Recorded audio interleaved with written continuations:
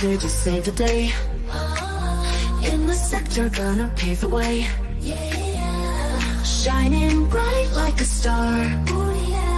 Riley's gonna take us far. Dancing under neon lights. Riley's got the power, feeling right. No one could resist that smile. Hero of the sector, all in style. Riley, our hero. In the sector, you are zero. To infinity and beyond. His magic, feeling strong. Beats are pumping, hearts on fire. Riley raising spirits higher. Takes us to another world. With the flag of freedom unfurled. Moving to the rhythm tight. Riley glowing with all the might. Every move is pure gold. Riley's story will be told. Hero of the night so bright. Riley fights the darkest fight. Shining like a beacon true. Riley, we believe in you.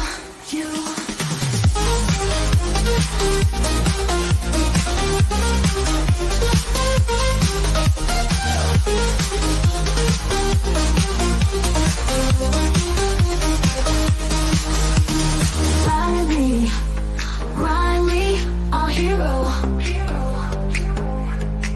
In the sector, you are zero. You are zero, the and beyond.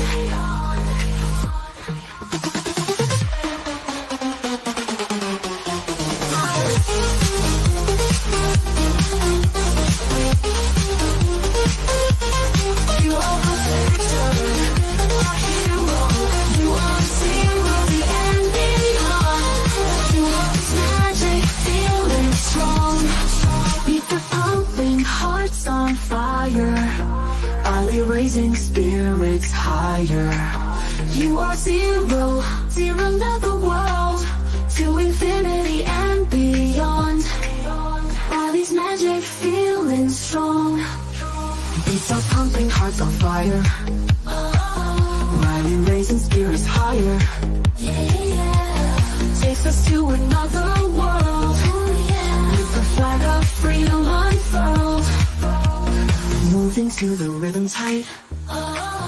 Riley glowing with all the might. Every move is pure gold. Riley's story will be told. Hero of the night so bright. Riley fights the darkest fight. Shining like a beacon true. Riley, we believe in you.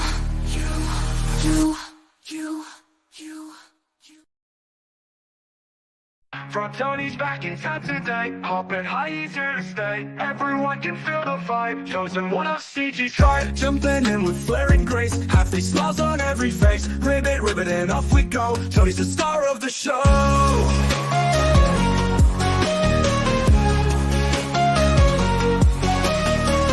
Bow down to Tony.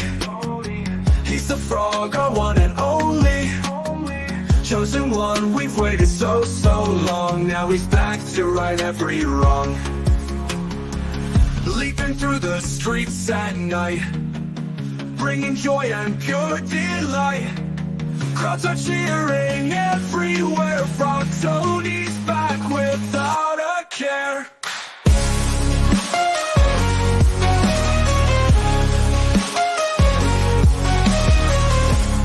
Left and hopping right, sparking magic in the night. CG's hero, love so true. Tony's here for me and you.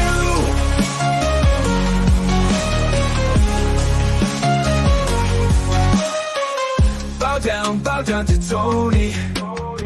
He's the frog, our one and only. Chosen one, we've waited so long. Now he's back to right every wrong. Bow down to Tony. He's the frog, our one and only. Chosen one, we've waited so long. Now he's back to right, every wrong. Every wrong.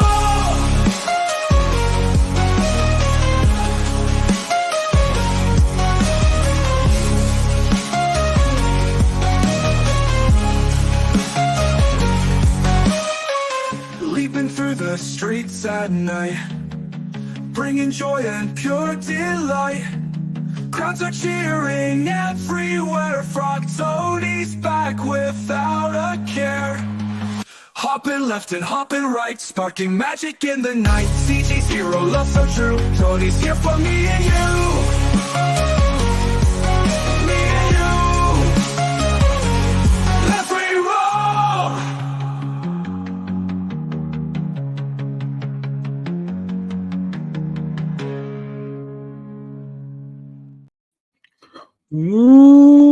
What's up, meatbags? It is the often imitated, never duplicated, chosen one of CG, Chicano Stan Lee, the one, the only, #1 Chicano games journalist, Frog Tony. And I'm joined by my good pal, my friend, my buddy, my right-hand man on the left side, the Carpathian terrorizer himself, Transylvanian Jack. What's up, TJ? Hail everyone. It is the young Frog Tony show. Right. We got a lot to cover. We have an hour and 39 minutes worth of indie horror showcase. We were supposed to live stream react to this on Thursday. Unfortunately, my boss really needed me to come to work. I have contractual obligations. Sometimes when you're contracted to do things, to make appearances, to show up to your job, you have to do it, right? You have to do it. You might not want to. You might want to stay home. You might want to not appear somewhere. But if you're contractually obligated, TJ, sometimes you got to do it. So we didn't get to do it. So we're going to take care of that tonight. We'll go over Goodness. Speaking I of thought video business, games were crashing. I thought Yeah. there weren't any games anymore. What happened? we'll find out because speaking of business, we got Sega filing a patent lawsuit. We got to talk about that. Wolf Among Us 2 still not canceled. So we'll discuss that. And of course, Ubisoft, they got problems because they got about 700 employees going on strike. Oof. And then, of course, we got to talk about Sonic X Shadow Generations and how well it's been selling. I mean, all that censorship, all that outcry, all that outrage over them All boobies. the covering back tits, you would Yeah. think. And nothing is amounted. Also, we got a couple other games we want to talk about. By Sweet Carol, Towers of Agahazba, Double Dragon Revive. It's got a new trailer showing off some new characters. Marion and Yagyu, playable character trailer. And, of course, Orange Season, which looks to be the next Stardew Valley. Also, Dragon Age Veilguard has an official trailer out. We'll look at that. Plus, Soul Stalker. We got so much content to go over, TJ. We're bursting at the seams. This might be the longest. No, we did like a 12-hour Gabbing with Geeks before. This might be one of the longer episodes. So strap yourselves in, folks. It's going to be a bumpy ride. But before we get into all that, before we talk about all the goodness that is gaming this week, we got to talk about TJ's week. How's it been, TJ? Yeah, I just came back from watching Venom 3 with my girlfriend. Did you? How was Yeah. that? Is that a good date movie? Actually, yeah. Warning, though, your girlfriend might cry at the end. I'm just saying. Well, that's perfect. You get them to cry. They put their head on your shoulder. You pat them down. You show them that you have emotions. That you're able, So the movies. real life side. Yeah. A lot of people will tell you that movie theaters are out of style now. Netflix and chill is where it's at. But trust me, the ladies appreciate being taken out for a nice evening, a little dinner, a little movie. You get a nice dark theater. You get a nice horror movie. Not Terrorizer. Terrorizer might not. If she likes Terrorizer on your date, you might not want to go home with her, right? She might kill you, Right. is what I'm saying. But like a typical Might be horror, a regular, yeah. Smile 2 might be a good one, right? Right. Or like Venom and Chill might be a thing now. put your strap on, folks, as Toy Fanboy. So yeah, you take them to the theater. You buy them the popcorn. It's going to be expensive, fellas. You're going to buy them the popcorn. You're going to buy them the Jujubes or the Sour Patch Kids, whatever it is they like. right? And then you get into that theater. Don't sit in the front row. Don't sit in the middle either. You want to sit towards the back, right? That's where all the naughty business takes place, right, TJ? You sit towards the back. Right. Get your one arm around her, bring her in close, share that popcorn. Gentlemen, you'll thank me. You'll thank me for this advice. But anything else happen? Symbiote and chill. Yeah. Anything else happen in your week, TJ? Any interesting things going on? Other than that, the usual. It's just, you know, just had good times watching that movie, and that's about it. Toy Fanboy says, whatever happened to rom-coms?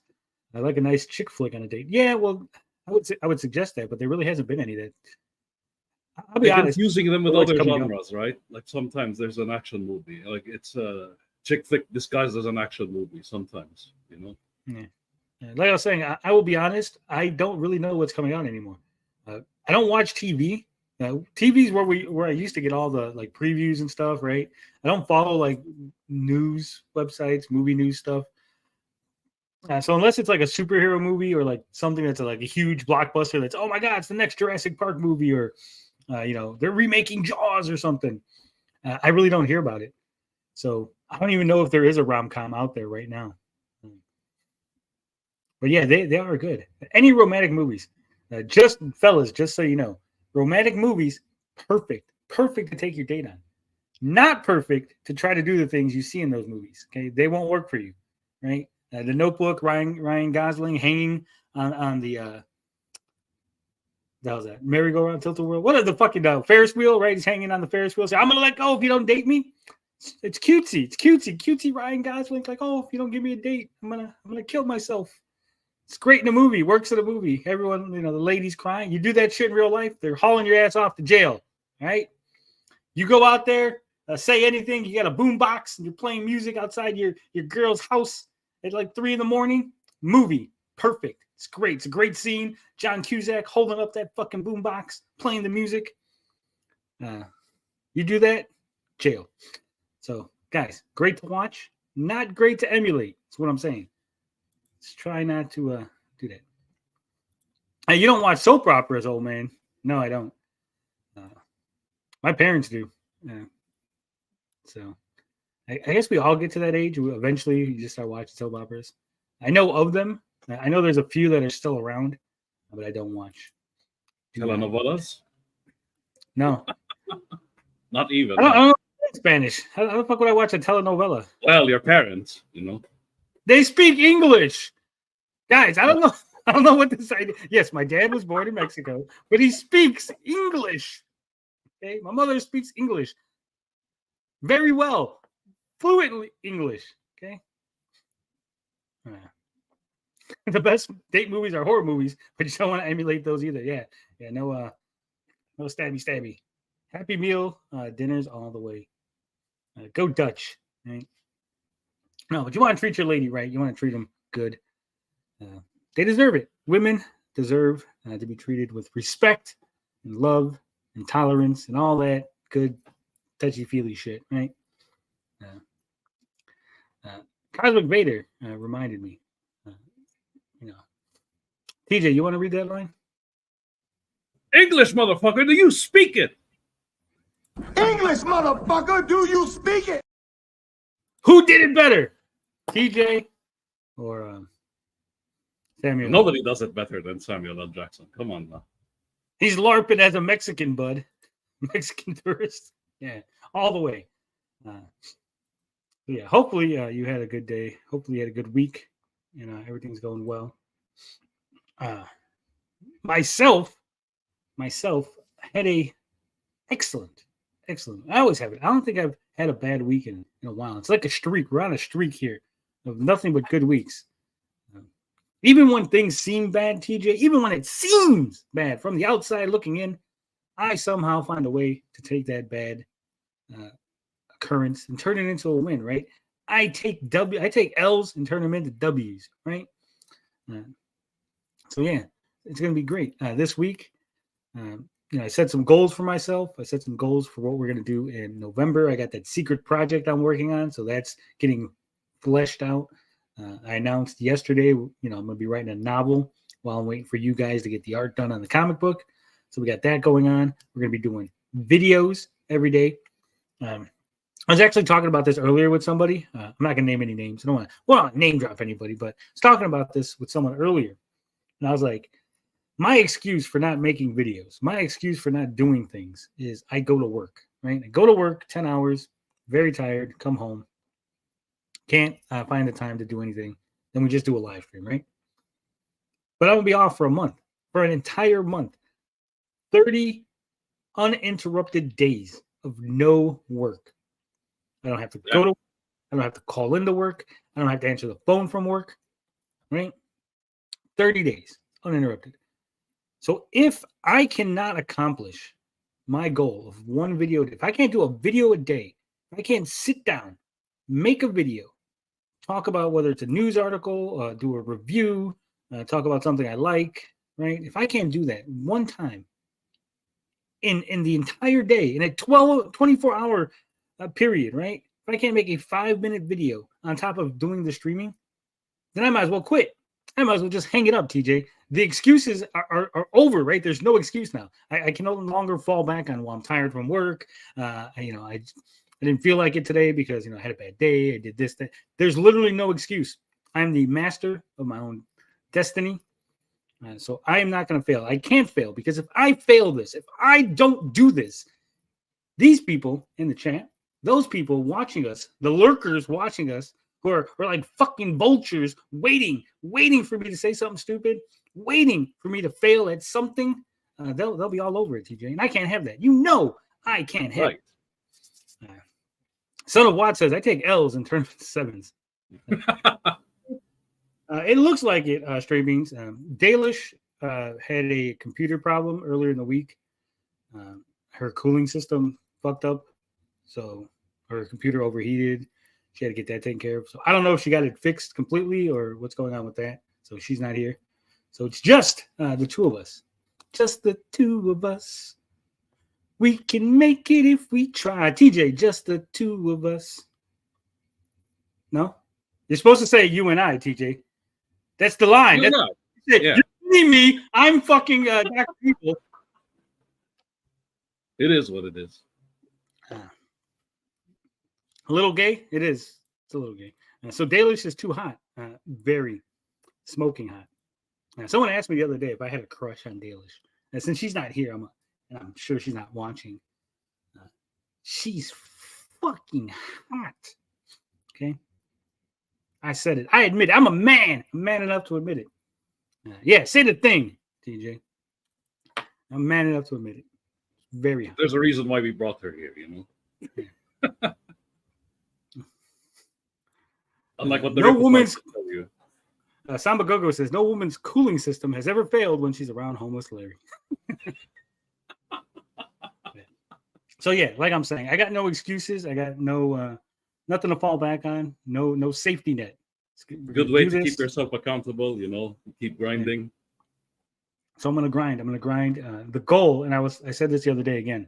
Said that, I think it was yesterday, right? Our highest month of views was what 78. I got it written down. Let me go check. I have it written down. Hold on. It was like 78,000 something, but I got it written down in Discord. I got to hold myself accountable for these things, right? It's not there. No. All right. 78,760 views was our highest views ever in a month. Okay. We got to beat that. This November, we have to get more than 76. What the hell? I just forgot. 78,760 views. We have to get if we don't get at least 78,761 views in November, I have failed. I have fucking failed, right? Because there's no excuse. Okay. None. I mean, what does that come out to? 78,760 divided by this, 30 days in November? How many days are in November? 30? It's 30, right? Yeah, there's 30. Divided by 30, right? So that means we have to average 2,625 views every day, TJ. Between shorts, videos, streams, we have an average 2,625 views every day. I think we can do it. I think we can do it. I believe in me. Do you believe in us, TJ? Yes. Work hard enough, you'll get it. I don't want to alarm anyone, but I went to a website and Dalish was in the nip. What's in the nip mean? You saw her nips? Do you mean in the nude? Confused, son of what? Confused. Anyway, it's been a good week. I'm doing good. Naked. She was naked. Oh, okay. Yeah, I'm fully aware of that. Fully. All right, so day 61 on the diet, TJ. We've hit a I don't know if it's a plateau just yet, but I'll say we've stalled. Right. The exact same weight, 223.8 pounds was what I weighed last week. 223.8 pounds is what I weigh this week. Literally, and I did put up a short. You could see it's on the channel. So literally weighed in at the exact same weight. I don't know if it's stress. I don't know if it's because I've been doing a little working out. I don't know if I've gained muscle and that's offsetting the weight loss. Maybe it's because I haven't drank as much water. They say you need to drink water to lose weight, which is weird. So maybe I got to start drinking water again. I stopped. I was, and then I stopped because it got cold, right? Like when it's warm outside, it's easy to drink water. But when it's cold, it's like, I don't know. But today I had a Hot Pocket for breakfast. I had lamb for lunch with some veggies. And then I had some lemon chicken with veggies for dinner. Of course, I had the yogurt and 3 Monsters today. 1,180 calories, sneaking in under that 1,200. Yeah, I'm getting that gain muscle. You need more gains, buddy. Plateau, says Autoy Fanboy. I don't know. Like I said, because here's the thing. I did eat that whole pizza last week, right? So I ate the pizza after the weigh-in, so I had that. So I had to work that. And I think after I weighed myself the next day, and I think I gained like 3 pounds. Like, it was like ridiculous. Like, because I ate a whole fucking pizza. And I ate it late at night and then went to sleep, right? It's a lot of dough, yeah. So there was that. And then, we'll see. Hopefully, we get back on track. We'll lose some weight. I didn't gain anything, so I'm not discouraged. It's equal. Don't worry. We're gonna get better. And like I said, in November, it's drastic, Yeah, in November we're switching again because there's no work, so there's no reason not to. So in November, I was gonna say December. In November, we're gonna up the protein, and we're gonna try to do like a 1,500 every day, something like that, and see how that works out. Because I don't have no work, so again, we're gonna try to do that. Are you going to talk about the latest announcement from the Rippaverse or save it? The plan is to save it. We don't really talk Rippaverse on Saturday unless one of the fans goes to the Ask Us Anything and ask us a question about the Rippaverse. So if one of the members puts it in the Ask Us Anything, then we'll go ahead and ask. We'll answer it. Tony smells, says Reality. I do smell good. Every day Tony gets a Hot Pocket and he also eats one. That's right.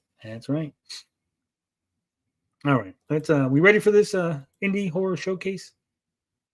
Hell yeah! I'm gonna go nuts this November. That's right, nuts out November. That's what we're doing. Nuts on the table, and we're gonna bring it. Also, I just want to point out that Ray in the chat, she's probably still listening and lurking. She was over there sweeping for Review Tech USA. Very sad. Eat lots of turkey. I actually had to have a conversation.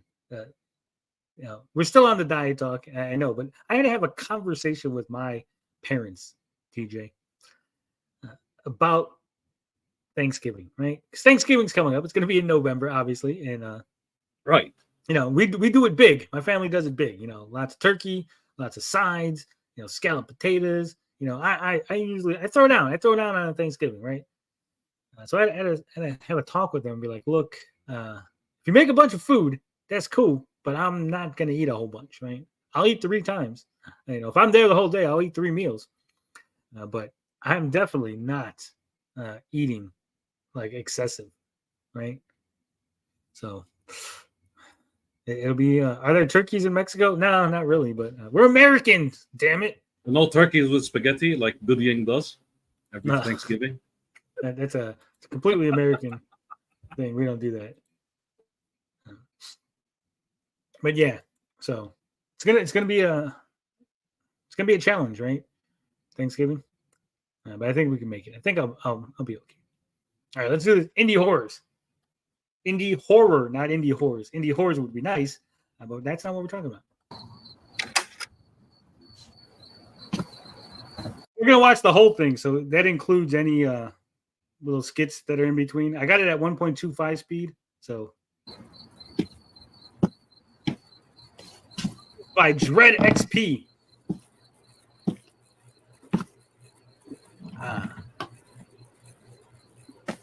It's like Sturgis's room. Look at this.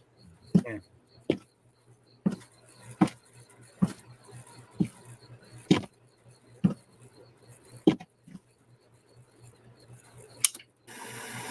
Hell yeah. I used to have a TV just Hey like everyone, welcome to the second annual Indie Horror Showcase. I'm your host, John Wolf, and I'm so excited to be here, but I'm even more excited to watch trailer after trailer of upcoming indie horror games and celebrate the growth of the genre over the years. My first exposure to indie horror came in 2011 when I played Amnesia: The Dark Descent for the first time. Now, back then, there was no indie horror scene. There were frictional games and Half-Life mods, and that was about it. So to see indie horror explode in popularity over the past decade to the point where we now have an annual showcase. I hate to be like the guy, right? I want to be the guy, but I'm pretty sure. There wasn't like a huge scene, right? It wasn't like a thing, but there definitely were indie horror games, especially on Newgrounds. They were around, yeah. Like I said, it was more indie. I would even say almost underground, right? It was like underground horror because it weren't like companies making games and putting them on like major platforms. It was like, oh, look at this like little Newgrounds thing, or look at this little. They would use like RPG Maker to make like horror games and shit. Right.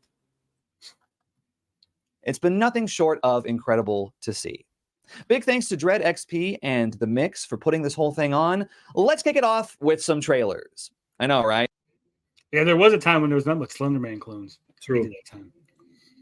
Resident Evil is 30 years old. That never inspired anyone. Yeah, exactly. That's what I'm saying. Like Resident Evil came out. Resident Evil, Silent Hill, like all those games came out. And of course, like indie people, like horrors, like movies, books, everything. Like horror is always like the easiest genre to get into, right? Especially indie, slasher. Like when I say horror, I'm talking like slasher type stuff, right? Because it's so simple, right? Group of people, killer chases them, kills them in various fanciful ways. That's it. That's your movie, right? Boom, yeah. You're done. Like you can make a horror game. Guy chases you. You have to get away from guy trying to kill you. That's literally it, and it's so easy and so simple, right? So you can make that. You don't have to worry about writing. It doesn't have to have good writing. You could have shitty fucking B movie, C movie writing, and it still works because it's a horror. You don't care. You're not looking for Shakespeare. You're just looking for a bunch of douchebags that are gonna get their fucking comeuppance when Jason fucking shanks them, right? Steam has a ton of horror games. Well, Zombie Boy, you're gonna have to give me the link to those horror games. Right? Get this guy off the screen already. We've got a first look at the next game from the developers of Home Safety Hotline. We've got the brand new trailer for The Thing Remastered, as well as the first new trailer in years for pixelated horror game Kingdom of Night. But first, one of my personal most anticipated upcoming games. It's a hand-drawn horror game inspired by classic animated movies, along with a healthy dose of Clock Tower. Let's check out Bye, Sweet Carol. Product not. That's actually a game that I had on the list of things I was going to show. Huh. I didn't know. Yeah, I know know this. I didn't even know it was horror. Get rated. been so I think we might have to slow these down, just Yeah. because it's not fair to the actual for trailer. weeks since Carol left. And then that mysterious boy. Don I like Bluth, the why don't you animation. make a game like this? Looks like Disney, right? Yeah, it's good animation.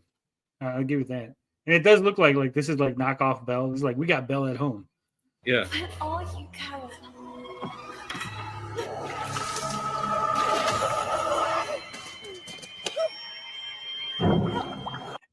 It's like what's that game? Dragon Lair, right? It's Yeah. reminding me of Don like a Bluth, Dragon's yeah. Lair, Yep. but like horror, like so, because it's inspired by Clock Tower. Clock Tower had like where you're hiding, holding your breath, trying not to get caught by the killer. Yeah. So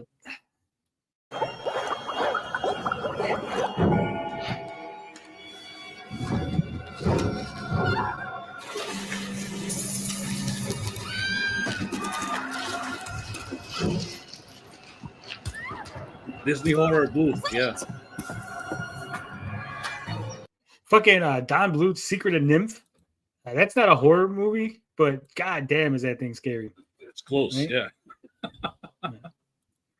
When I was a kid, when she goes to see the great horned owl, and it's like, we're like, oh my god, that's so fucking creepy.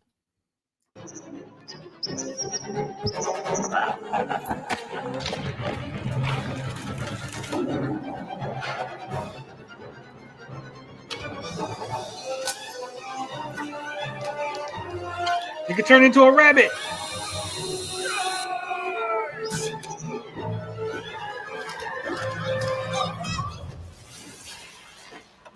Carol. Oh shit.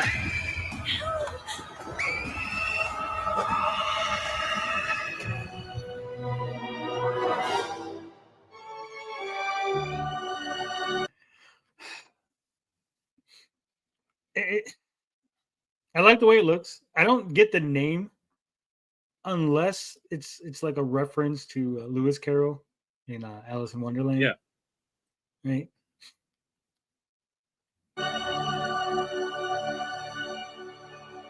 It does got like a Alice in Wonderland vibe to it. Yeah. Too. This looks like the Mad Hatter. She turns into a rabbit. Something going on there.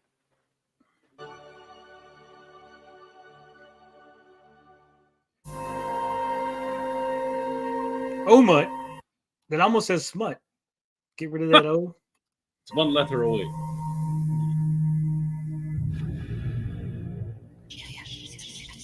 Don't be scared.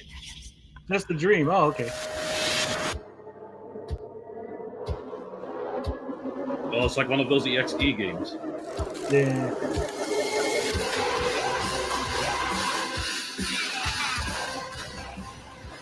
Was that a naked fat man that they were fighting? Hold up. Yeah, that's Vito. Vito's in the game. He's a boss. Same build and everything.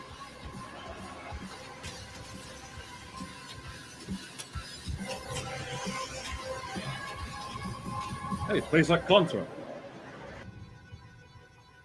Oh my. Looked. Some of these games, like I think that's one of the issues I have with like horror video games is like the try hardness, right? Feels try hard. Like, oh, if we put flashing lights and like, look, it's a naked guy, and oh my god, like Yeah. blood's coming out of their eyes. Like, yeah, I've seen that a million times already. It's like it's not. Vito lost a lot of weight. Yeah. So, like I said, it looks a little try hardy, right? It's like, I want to make a Contra game, but how do I make it original? I know.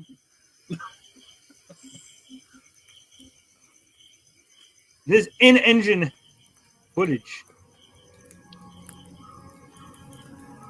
from the creator of Summerland and We Never Left. Never heard of those games.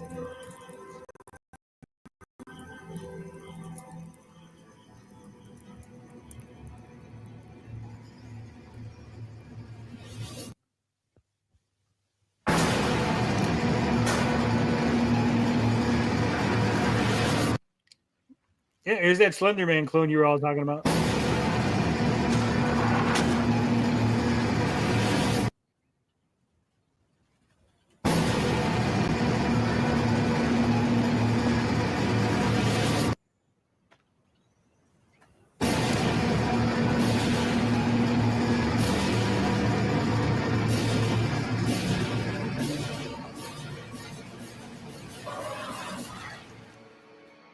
Yep, Slender Man. Bit of Silent Hill too. Project Songbird coming soon. The only horror game I would say that I enjoyed was the one I played on the channel. What the hell was it? It's the one from Puppet Combo, where you're like you're investigating. You're playing part of a film crew that's looking into like the Easter murderers, right? It's like a guy who dressed up as the Easter Bunny killed a bunch of kids. That's the only game that's like, oh my god, it was scary. Because it was like I was really anxious, right? Like, because like all the guys gonna come out, like the music was like, suddenly the guys coming out chasing you, like get you all anxious. But other than that, I don't really like. Oh my god, it's creepy. It's guy with no face. Yeah, maybe I'm just cynical. I don't know. Tall guy with no face. Yeah. Yeah, it's a bunch of mannequins. I haven't seen that before. Thank you, Silent Lords Hill. of darkness, unholy princes in high places, hear us now and grant us. Would you call like Ooh. Castlevania? Would you call Castlevania like a horror game? No. So just like an action. I like action games. Yeah, that it's have, not like, terrifying. It doesn't give you anxiety as you're playing. It's just action. Just Yeah. So action swinging games the with a horror aesthetic, right? yeah. I think that I like those better. So an action game that's like Castlevania, where it's primarily action, but it's like, oh look, there's skeletons and stuff like that. Like that, I think is better than like something that's attempting to be scary. Because again, it's a game, and I could just turn it off. Like, I don't know how people are scared of video games, but then again, there are Like, people there's that are this- scared of spiders. So Like this game I recently played called Struggling, where it's all just it's like flesh gore, but it's cartoony, right? Like you can't count that as horror anymore because it's cartoony. It's like all comedy. yeah.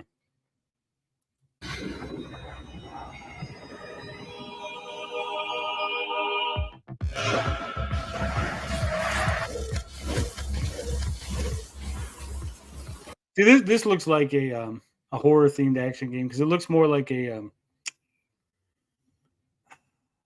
what game I think? Not like a Diablo. It's like Grova. I just played something like Yeah, this. Same looks like- aesthetic. I'm saying like because it's action, it's like a old sprite based kind of action platform. Yeah. Not platformer, but just action. It's like isometric. Yeah, it's like an isometric 2D Dark Souls, right?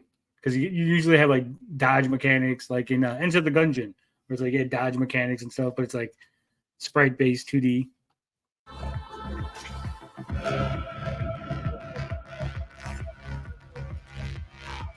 I'd play this. It's good. Yeah. We've been seeing a lot of frogs in games lately. What's up with that?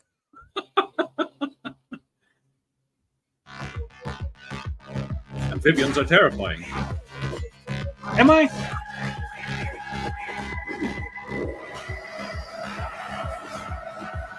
Oh my god, you could turn into like a raven? That's cool. I'm down with this. Yeah, I'm done. This is the one he was talking about. That's like been years in the making. Kingdom of Night. And we do need the Vigilante Creed video We will game. Someone make that. Imagine you're the gargoyle. Yeah, the first two Fatal Frame games were scary as fuck.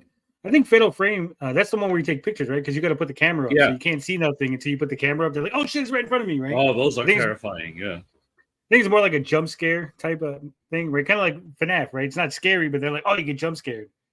Right? No, actually, it's like when they get close to you, where you're trying to take the picture. That's where the anxiety kicks in.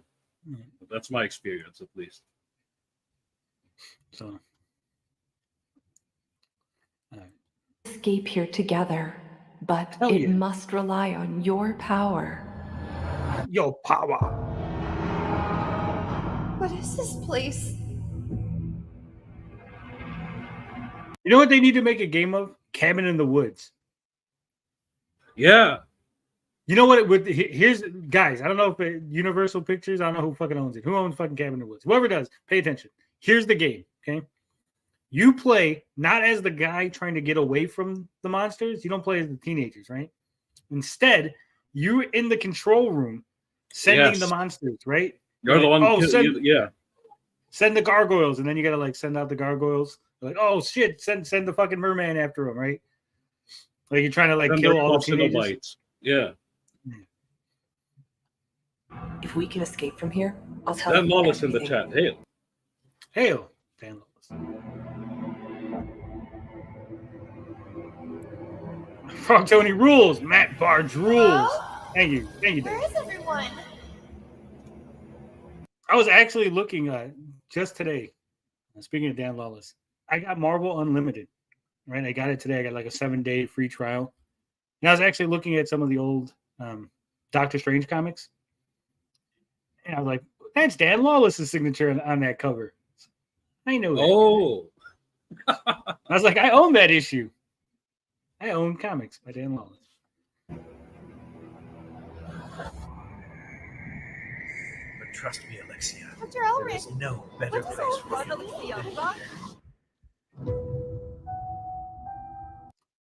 He says the ghosts come through the walls and floors and can't really predict where they come from. Yeah, see, that would be scary. Yeah, that's yep. Play Pathologic 2 if you really want a fucking good horror game. That's his big boss. I restarted playing Lost in Vito.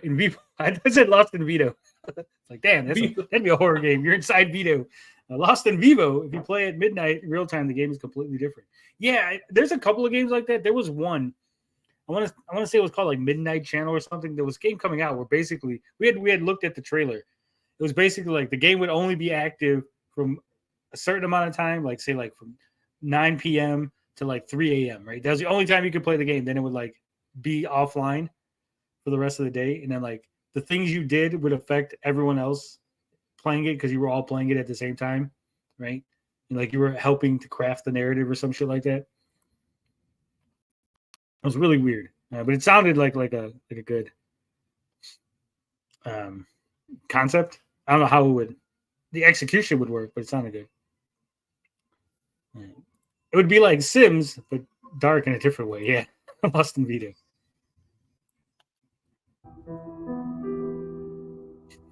Being in Vito sounds like a horrifying idea.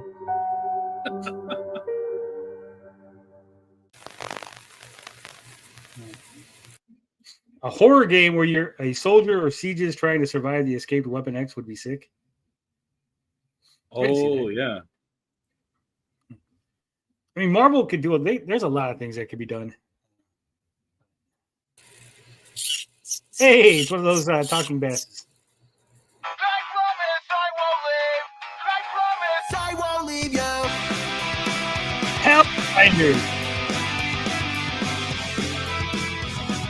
Oh, we reacted to this before. I found some of these. You'll see what I mean later.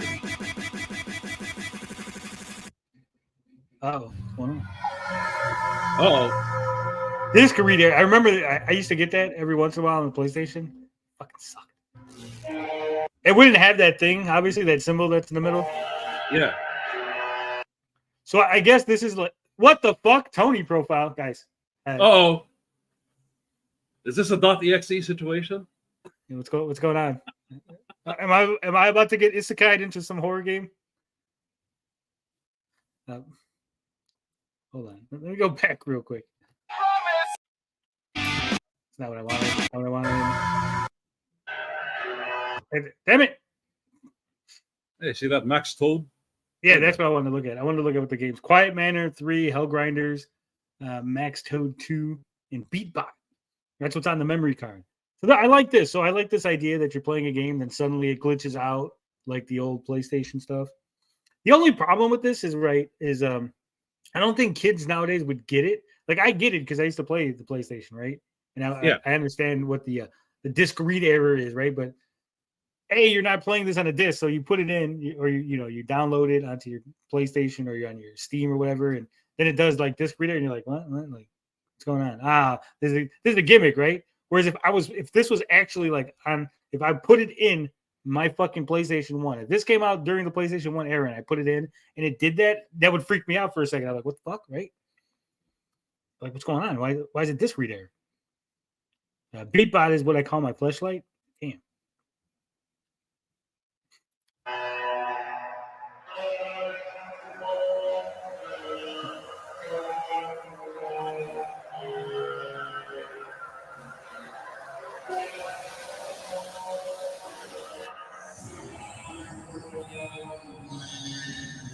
That's the name of the game. Please insert disc. Wish list now.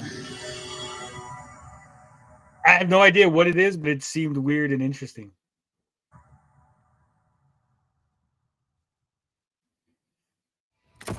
Karma: The Dark World is a narrative psychological horror game with a dystopian story setting in post-war Germany. You will play the role of a Rome agent called Daniel, ruled by the Leviathan Corporation. Your job is stepping into the people's memories to uncover the truth or evidence. Here is a small preview of the twisted landscapes and horrors that lurk in the shadows of their minds. Enjoy. Eurojack the game, yeah. Karma, the Dark World. It'd be really guys. I understand that like people who make the games want to talk, want to give the little speeches, but if your English is not fucking perfect, probably hire somebody to do the voiceover, right? Yeah. Like I understood most of that. Just make a trailer without saying anything. No, because she was like introducing it as like this is like the showcase, blah blah. So get someone if you want to do that, right? Want to tell people what it is or what's going on, hire somebody. Then it's not that expensive, right? It's $100. You speak great English. Can you read this real quick for me, right?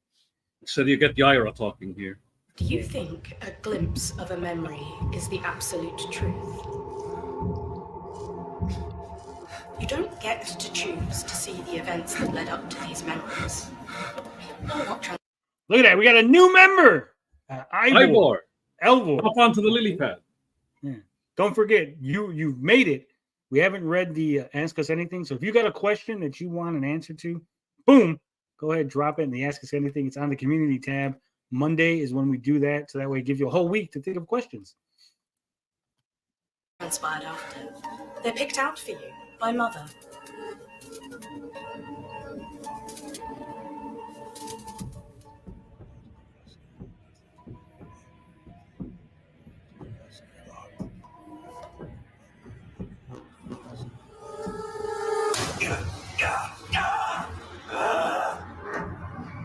I'm going to make a horror game, TJ, right? Where nothing happens. It's going to be like a 30-hour game where nothing happens, right?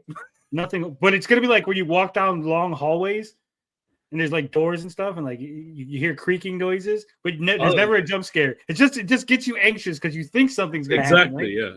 Anxiety nothing simulator. happens. Yeah. Nothing happens in the whole game. But yeah.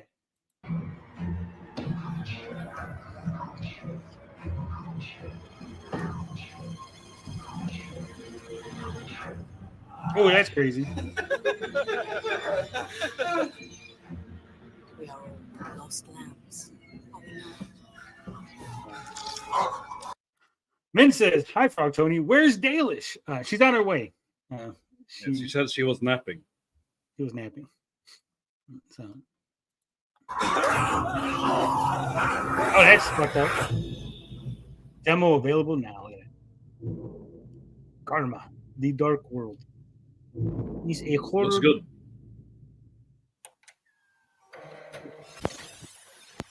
Leviathan Corporation, Thought Bureau. Oh.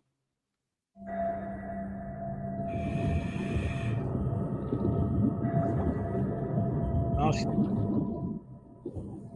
Turn around. Oh, underwater. I started. Oh shit! Is that a frog? Frog. The guy in a duck suit. Are they in duck suit? What the hell's going on here?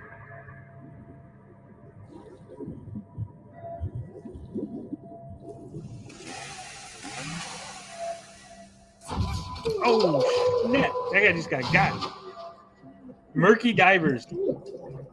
Halloween update. Okay.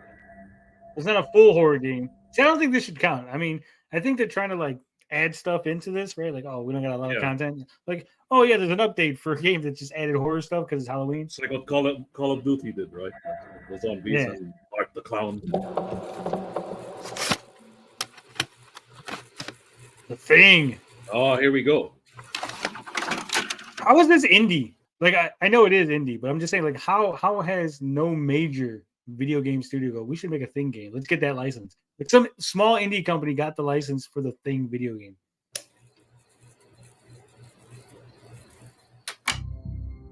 Atari. Well, I guess not really small. Well, there you go. What the hell happened? You're infected. I guess the studio itself is just double A, you know? That's what happened, I guess. Yeah, Night Dive Studio is indie. Atari is publishing it, probably.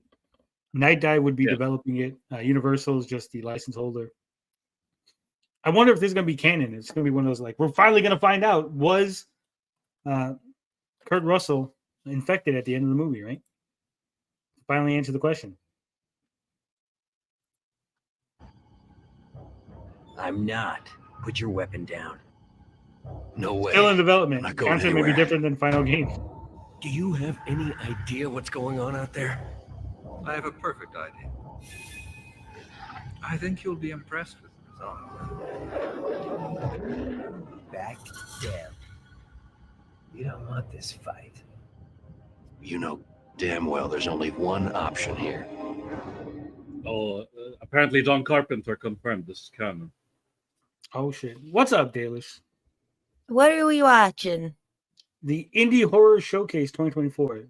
It's a showcase of horror games that are small studios developing. Anything good? Did you see anything good so far? Actually, yeah. There was a... let's see. Sweet Carol. This one, yeah, the Disney-looking one. It was like a Disney-looking game inspired by Clock Tower. That was pretty good. What was it? Kingdom of Night was like an action horror game. Please Insert Disc was like a weird, trippy horror thing themed on like PS1. And this is John Carpenter's The Thing video game. Okay, the Disney one sounds the most hopeful out of the ones you told me. Well, it looked pretty cool from the little thumbnail. It was. If you want, we can go back and take a second look at it. Nah, it's okay. I can go back when stream is over and take a second look at it since I was late. Shouldn't punish the chat for my mistakes. I think he was infected at the end, says Mint. Also, hi, Dalish, says Mint. Hi, Mint. It's over. Target acquired. Shoot to kill.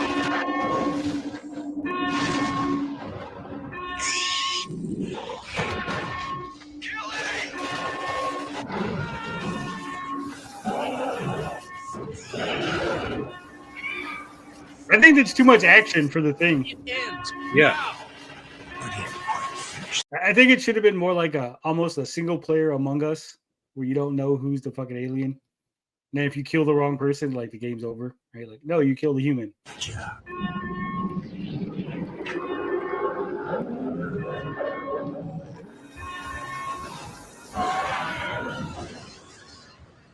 Like, I don't know if they made the spawn count bigger because I played it on the PlayStation 2 way back in the gap.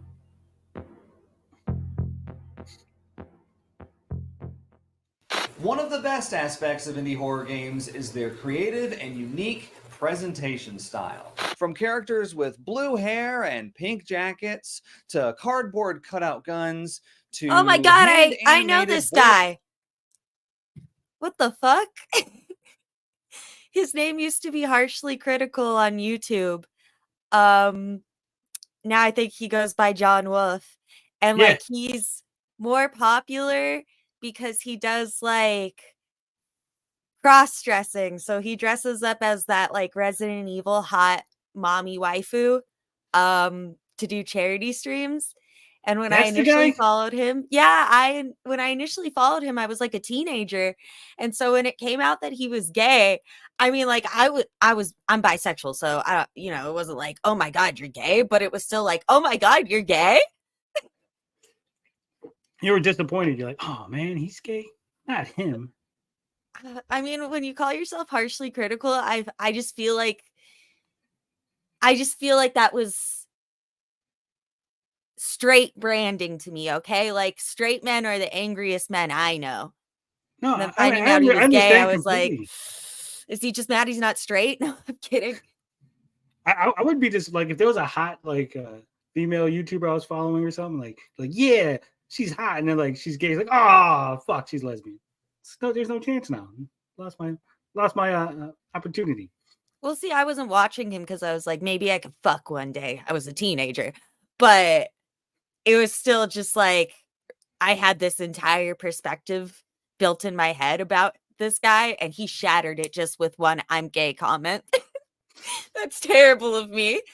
I honestly didn't even think he was gay. I heard about the cross-dressing thing, but I thought that was just like for charity. That was just like, oh, he's just being funny for charity. I didn't realize he was actually gay. Yeah, he used to stream with this other guy. And that guy came out first as being gay, and then John Wolf came out as gay. So I was like, does this have anything to do with each other? Are they gay for each other? But no, they're gay for entirely different men. Damn, that sucks. Not even a couple. You know what to do, Tony. Put the wig on and smile for us for charity. Not gonna happen. Not gonna happen. I'll do a silly pants skate routine at 20K. How's that sound? We get $20,000 on YouTube. Silly pants skate routine. Heuristic mail carriers. There's no shortage of eye-catching visuals or creative themes within indie horror. And yes, you're about to see all three of those things I just mentioned in the upcoming trailers, starting with the highly anticipated classic survival horror-inspired game, Sorry, We're Closed.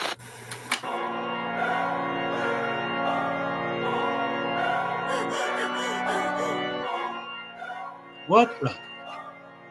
Okay. I'm not the victim, I am the system. I'm not in the wrong with my infinite wisdom. Follow my words even if I contradict them. So it's like Persona if it was done on the PlayStation 1. Maybe. It's very, very garish. Be the ones who are victim. Don't want to let the demon past the ones within my mind. And it's with that resolution that I'll kill you every time. Change is meaningless. When it gets too close, I hit I like the music. Yeah. And I will love it till I die. The angelic healing, transcendent heathens. The balance on the scale between good and evil ain't even. And even when it is, there's always someone trying to tip it. Tug of war with my arms instead of rope, I'm so conflicted. Wishing things could be like this and stay the same. When things feel so good here, what would ever make me change? Rebirth over continuance any day. What's the point of arguing? We go. This is the gayest horror game I've ever seen. They look like JoJo characters in the later season. Is this rap horror? It's like Bad Scooter 51. Yeah. It's like if Suda 51 was on the PlayStation 1. Sorry, we're closed. I don't know if I'll be streaming that game.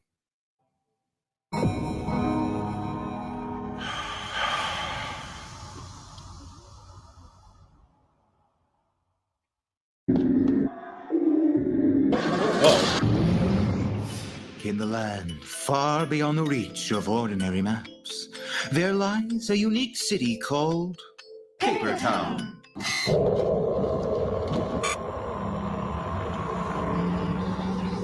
Cheerful cardboard people live there, always inventing amazing new things Backwards the video game. Imagination.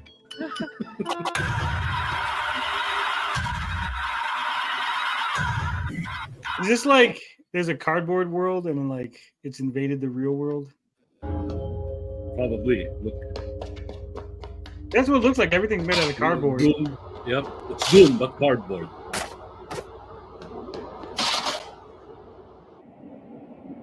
Horror Paper Mario, yeah.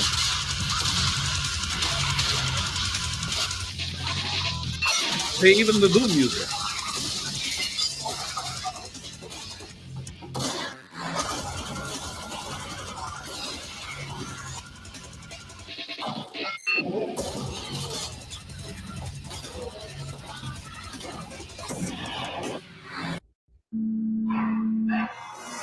Life in Paper Town was serene and happy. Until one day when the first bombs fell. Paperhead, episode 0, 100% free. Metal font they used for Paperhead. Those drawings way better than anything I can draw. There you are. My toy has finally come to finish his job. You dragged this out for so much longer than you had to. But it was it's the always ring. just a matter of time. You are going to have to stop running eventually. Everything stops running eventually. Trust Except me. for me.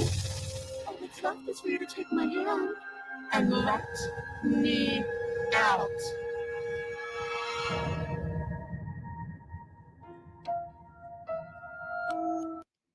So this is a remake of Slay the Princess, and it's a game in which you go to a cabin and a narrator voice tells you to kill the princess that's inside. Don't let her out, kill her. And then I guess it loops around. So if you kill her or if you let her out, and it keeps looping around with different choices and different things you can do.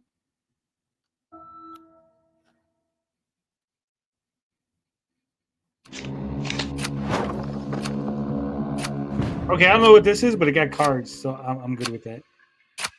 I hate card games. What? They're hard. I don't know. I can't understand the concept of them. Well, this looks like it's like The Sims, but horror. The house haunts them. Yeah. That's not The Sims. Well, it's like a bunch of people walking around. That doesn't make it like The Sims.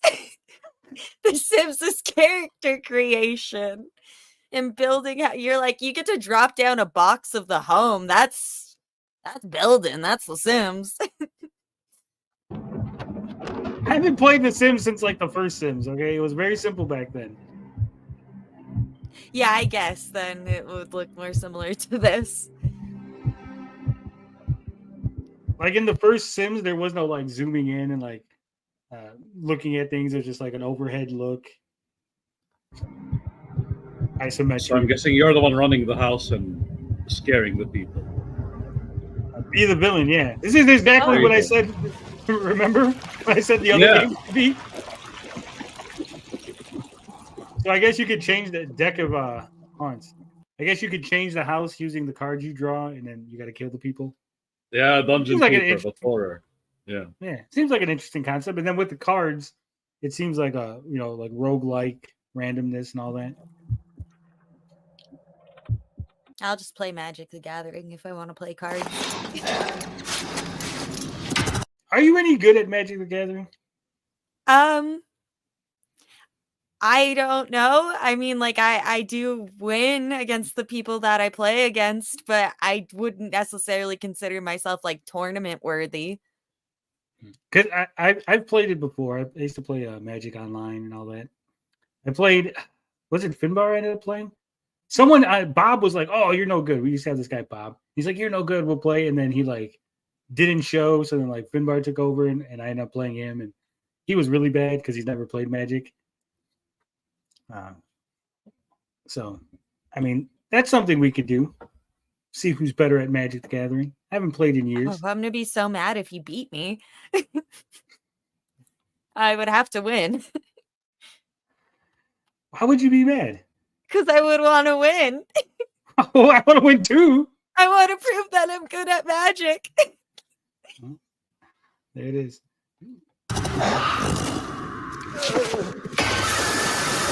Oh, that makes me think of Doctor Who. Those statue angels that you have to stare at them. Otherwise, when you look away, they get closer. Yeah. Those things are horrific.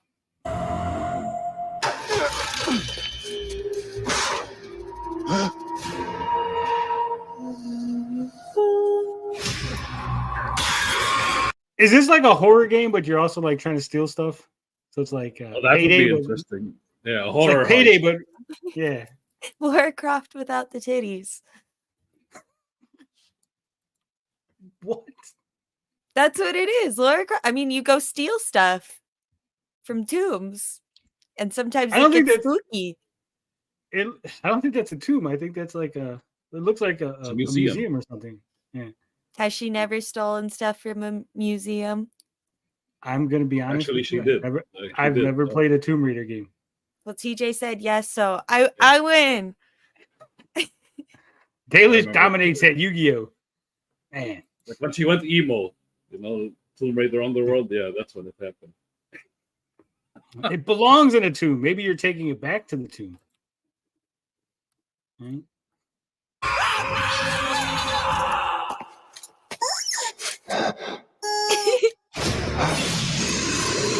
Whoa!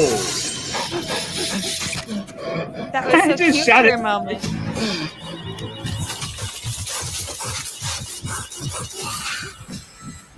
Dark hours. It seems So very it's like interesting. Night at the museum, but like everything is horror related, I guess.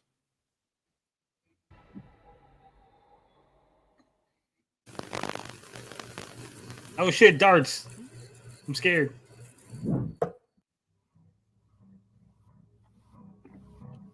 Tim, is that you? Tim Pool, is that you? Taking money?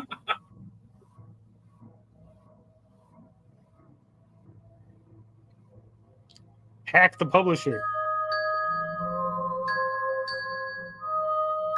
See, like this is just try hard to me. Like, oh, that guy's face was messed up. Another Slender Man. Yeah.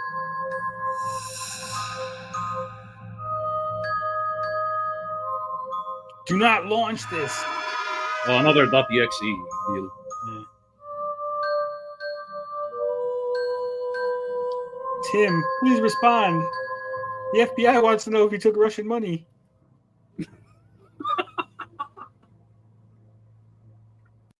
I heard somewhere, speaking of Tim Pool, not to derail, but I heard somebody was claiming that the reason he was ending his show was supposedly he knocked some chick up, and now he's got to like worry about child support. Yeah, he had an oops baby. Is this true? Is it? So it's not a rumor. It's like confirmed now. I think so. I thought he fired employees because of it. Yeah, that's what I heard it as a rumor. Like he fired a bunch of employees. They all left. He's shutting the show blue-haired down. chick that almost got him in trouble. I can't remember. This is old lore. Anna? Oh my gosh. That's why you never trust a blue-haired chick. Never. Yeah, probably to Ian. Damn. He said he's getting married too. What? His girlfriend got pregnant. They're getting married. So it's not a rumor. I guess it is now fact. Yeah, I thought he made like a video about it. Saying he's gonna get a billboard with all the money that he got from firing his employees. Did he said that? Yeah, I'm pretty sure. I didn't actually watch the video. It's just like what all the captions said. I don't follow Tim Pool or watch him. I just seen that everyone was making a big deal about him quitting, and then we watched because someone in the chat was like, "Hey, Tim Pool just said on live stream he's quitting," so we watched that, and I didn't really follow up on it. And I seen something. One of our friends was I think it was Jesker, made a video or something, and it was like Tim Pool's secret baby, and I was like, "Is this true? Like this? I didn't hear nothing. You think I would have heard something?" I'm gonna walk down the better street. have another baby so he can keep up. Yeah, I'm gonna go down the street tomorrow morning and give flowers to the to Mrs. Poole and let her know. Say congratulations to your son for having a baby. Yeah, in case it sounded weird, Tim Poole's mom lives a couple blocks away from me. Oh, fuck his mom. Like literally? Like you want me to literally fuck give his to- mom. Like literally give to- make an oops baby with her. If I'm doing it, it wouldn't be an oops baby. It'd be an on purpose baby. Right. No, it'll be an oops, this is your fault now, bitch, and you run away. Do you have something against him, Pool? No, I just think it would be funny. Would it not be funny? Yeah. I like Hannah Claire. She was nice, says John Wong. Like I said, I don't watch his channel. I didn't even know that Pop Culture Crisis was his like other channel thing. I thought it was just like friends of the channel, like how, you know, like BTM was not connected to us, but he's like friends of ours and like, hey, go watch BTM, right? I thought it was like that kind of thing. Right. I didn't realize it was actually like his company. The whole company, Tenet Media. I didn't even know that was a thing either. Yeah. I need some of that money. All I got is the crypto.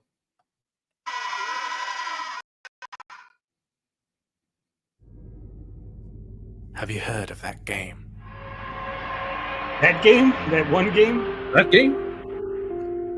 They say it's haunted. More PlayStation They 1 say that when you graphics. play it, Yeah. strange things start happening around you. They say if you start playing, you have to keep going until the end. I saw that movie. You ever see that movie with Frankie Muniz where he plays the game and then he has to keep playing it and then like it's like a murder simulator. And like he plays it. It's like it's VR because everything's VR on like movies. It's like a VR game and he plays it and he murders somebody and then he takes the thing off and he's like, oh, this game is dumb. And then like in the morning he wakes up, he's like his neighbor was murdered in the exact same ways like he killed the person in the game. Oh, I have to see that. It sounds fun. It's good because like he has to keep playing it and like he's avoiding the cops and doing all kind of things and then like the big twist at the end, the big reveal is like, oh shit, that's cool. One of us needs to start reviewing VR games on the Frog Tony channel. I think it'd be hilarious. Like you got to have the cam of you using the VR headset, otherwise it won't be funny. Yeah. Well, when you said one of us, I was assuming you were volunteering.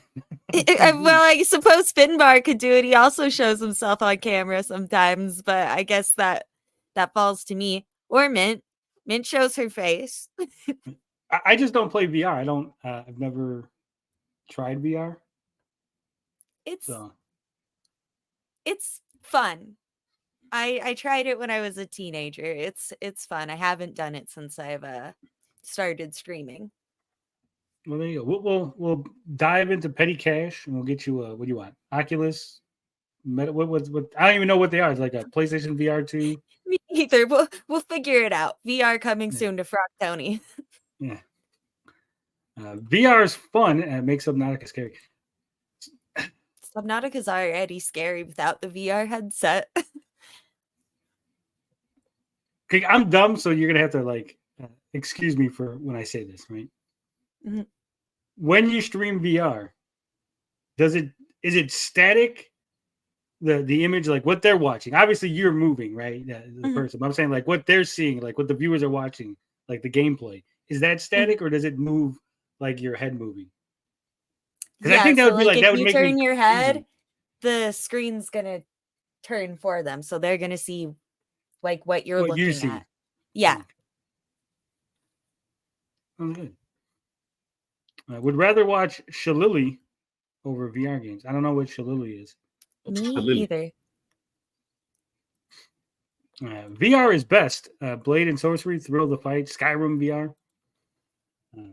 I've tried PBR. Is that similar?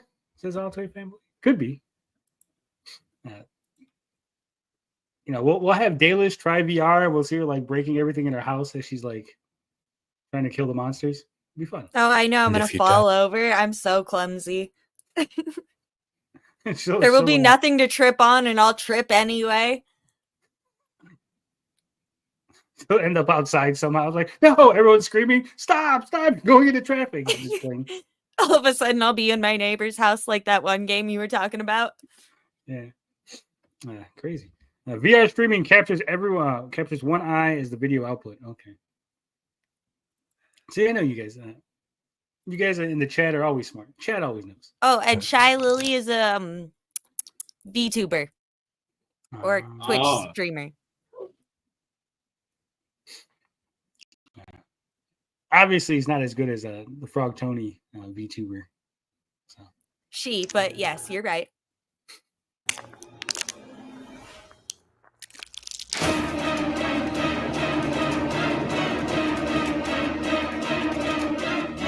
Some of these games have no right looking as shitty as they do. Like, it's not even the aesthetic sometimes. It's like, did you even try? Well, I think that's the excuse, right? Like, oh no, we're trying to make it look like a PS1 game, Yeah, even though it looks I worse. don't believe them. right? Like even if you want to, how do I put this? It's like the fidelity, right? Like, okay, if you want to make it lo-fi and shit, fine, but make it look good. I think we talked about this before, right? With pixel art games. When you made pixel art games originally, like for say the SNES or the Sega Genesis, right? The TVs, the old TVs, would project the image a certain way, and so the pixels would stretch in a very unique way, a way that doesn't happen on HD, right? So it would have a certain look. They're trying to replicate that without realizing that they can't do it the same way because the TV's not going to play it the way it would look on a old LCD, right? Or CRT. So that's why it looks bad. It just looks bad because when you actually play like an old SNES game on your computer, right? Like if you emulate it and you play it on your computer, or you play a remaster, or not a remaster, but like a Switch Online on your HD TV, right? It looks bad. It doesn't look the same as you're like, oh, this doesn't look as good as when I was a kid, because on your old CRTVs, they would stretch and blend the colors and the edges a certain way. There's a guy on Twitter who actually was showing all the images, like this is what it looks like on CRTV, and this is what it looks like on HD. Like, look how shitty it looks now, and looks how good it looked back then. Like they were using the CRTV in order to make the graphics look better. They were using it to their advantage. And I know that's all boring talk that I just said. Well, my question is then at this point, should people abandon trying to make a game look that way, or is it just that they're not putting in the proper effort to use the assets they have now to get that kind of effect? Because the way I see it, it feels like they just slap it together and they're like, this looks old, right? They'll like that, right? Yeah, I think it's the second thing. They're not putting in the effort. They're not understanding, right? So they're not getting. They don't understand why it looked the way it looked, or how to make it, how to recreate it. They're just trying. Like you said, oh, it looks old, so that's good, right? It looks old. It's like a black and white movie, right? Black and white movies weren't filmed on a black and white set. They were filmed like the Addams Family had pink walls. Why? Because pink, when you put it into the black and white, makes a nice crisp gray, right? Yeah, you know Nice what I bright just gray. learned recently too is like for the lipstick that they put on the ladies, it was green lipstick, not red. Yeah. So I think when you learn why they look, how they created the looks that they did, like even some old movies, they would go back and draw on the fucking film. It would be like a guy who would like draw on the film to add like color to certain things. Yeah. They And paint so- things too. Yeah.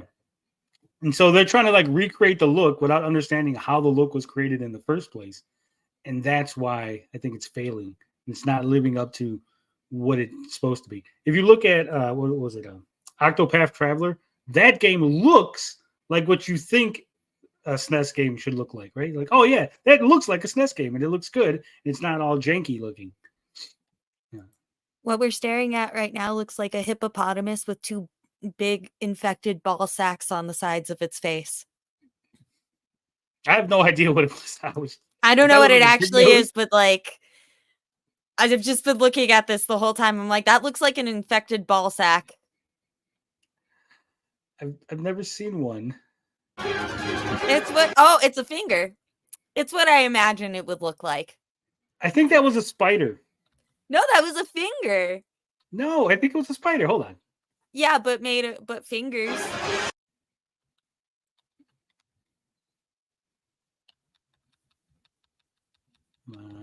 Frame by frame. Keep playing. See, it's a finger. Yeah, it's a finger. I can see it. Yeah, all right. It's like I don't a know pig what the mask, fuck but the that fingers matters. are like poking out of the eye holes. Yeah. Yeah. Among ashes. Not among us, among ashes. This is where our toy fanboy shills Pigman. It's got a pig mask. You could do anything when you grow up. Oh shit. Oh. Mama said you could be a vampire if you want to be a vampire. I like the looks of this already. Was that? I like the looks of this game already. It has hope. They should do more like this, right? The cartoon look. Well, it's got that old PC storybook. Yeah. It's like an old Carmen Sandiego game look. Yeah, actually. Yeah. You know, this is a random thought, but it makes me really want like another train murder mystery type game in this style. Those really are enjoyable to me. I have fun with those. Like a whodunit? Yeah, like a whodunit. There's a Lupin the third, not Lupin, I was going to say the third. It's Lupin, Arsene Lupin game, which is basically like a whodunit. But you play as both the police trying to figure out who done it and the thief who done it.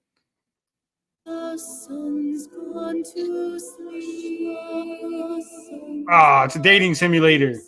I love dating. I don't like playing music though.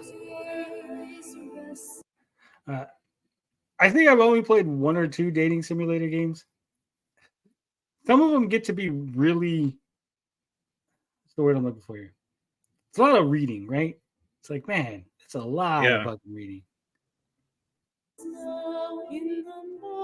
Very bloated.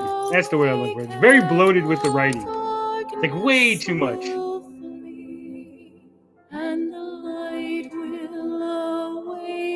Wait, Tony, it's supposed to be a horror game, though. Yeah. It looks like a, I guess you're a vampire. And you're like attracting men. I don't know. I'm watching what you're watching. Yeah. I hate when these trailers are like really vague as to what the game is about. Right? You just trying to piece it together. Yeah, what am I supposed to be aside from a vampire chick? That's what I want to know. Like, what is she looking for love, or is she looking for people to take a chump out of? And this is a woman's computer. It's got cat pics, meow, cat 2, meow meow. Let us be single cat ladies. Come on. You can't, it's just weird. It caught my eye. I was like, why is there a thing called meow on my computer? Meow meow meow. Oh, I hate when they hum. It's so creepy to me.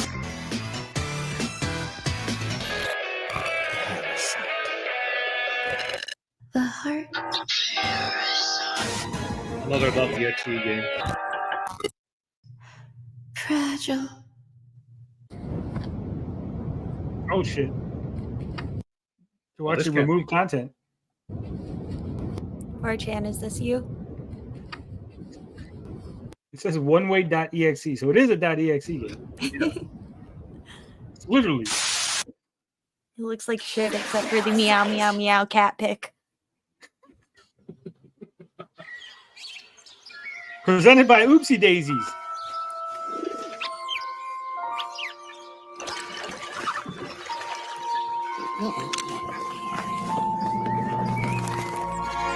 See, we can bring frog man. That's not the song I expected. Yeah, let's say like rap music and these horror games. Don't you want to be a bad bitch, Tony? I do. Be a bad bitch.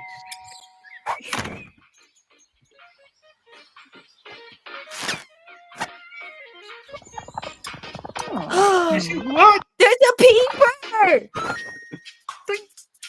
No! That guy just eat that other guy? Wow! Oh, okay. That got Wait, really isn't weird, choking really the chicken? Isn't Yes. choking the chicken? That's okay. Yeah. I needed to know that meant That jerking off. escalated quick. Yeah, they get really weird really, really fast. I'm the post girl. Like, see this? Like, I have no fucking clue what the game's about, other than like some girl watching a guy. I guess And then, like, that's shit what it happens. is. You just move from one house to another and see the horrifying No, shit that happens. But I see that I don't like that because you don't know that you're moving from one house to the next. Is it just the one? Are you going to just the one house and she's watching him commit all that chaos and murder? Says, I And know then of this game. I don't Saw it on Manly Badass Hero channel. Oh, I like think them too. It says it was a. This is the trailer. I think it's a I'm with demo Frog out. Tony. They need to make a point for these trailers. I need to know what the fuck the story is supposed to be or what my objective in the game is going to be. Otherwise, I watch that and I'm like, okay, we're murderous male people. I don't want to play that. Just show me what the game, like, what am I doing as the player, right? Like, am I dating? Am I trying to kill? Am I watching chaos and have to report it? Not get caught watching? Like, is she a peeping Tom that this has to not get caught? Like, what the hell is I the guess point? that's why it's called Tom, right? Peeping Tom. Oh, that makes sense. It does. I didn't. Thank you, TJ. I said a thing and then you put it together. That's why we work. We split the atom. Welcome back to the Indie Horror Showcase. I'm Justin Woodward, co-founder of The Mix, and this has been such a horror-induced extravaganza.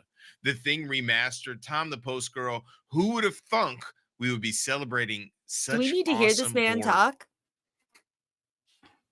No, not really. Is he just just recapping like what skip we've the seen so hibbity-dibbity, far? yeah. Like, okay, thank you. All right. Clock Yes, Tower. also. What? Oh shit. Are they referencing a game within a game? No, this right here is like the framing narrative of the video, right? They've been putting things like a in, like they put the presentation, yeah. VHS tape of the thing in. See how he's putting it in the thing.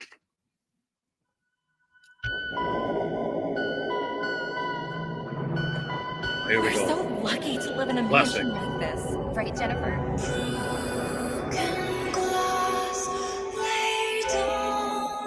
So that's the old This game version. was, yeah, well, it's the original clock tower. So the clock tower that we got here on the PS1 was actually the second clock tower game. The original clock tower was on Super Nintendo, and it never got released outside of Japan.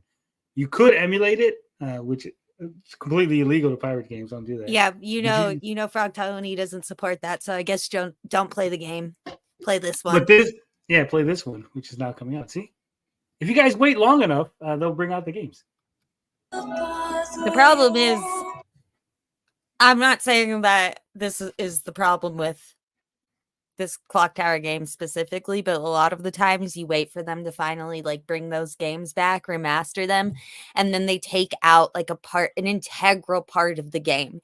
And one that I can think of specifically when I say this is like the Persona 3 game. The reason I will specifically play the PSP version of that game is so that I can be the female character. But no matter how many times they remaster that fucking game, they've only remastered it once. I don't know why I'm saying it like that.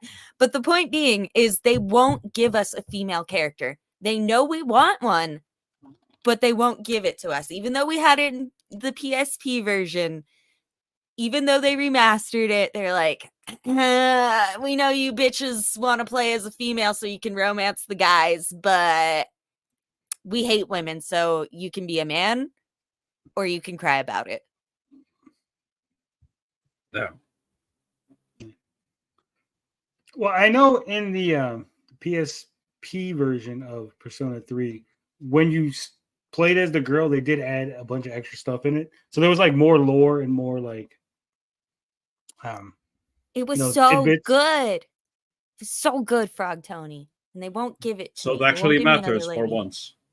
Yeah, because when you romance, because there's scenes, right? So in order to get the scenes to work good, because you can't just swap in a male character or female character, right? So they added extra dialogue and different dialogue, and so like characters that you could romance were now like friends, and people you couldn't romance were now you could romance. So there was like extra scenes with these characters, so they introduced more lore and backstory to the game.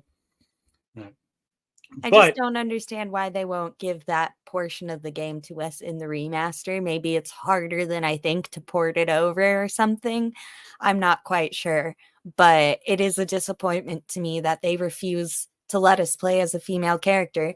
Like, they've given us the option before. So I just can't understand the real reason why they won't continue to let you play or make the choice.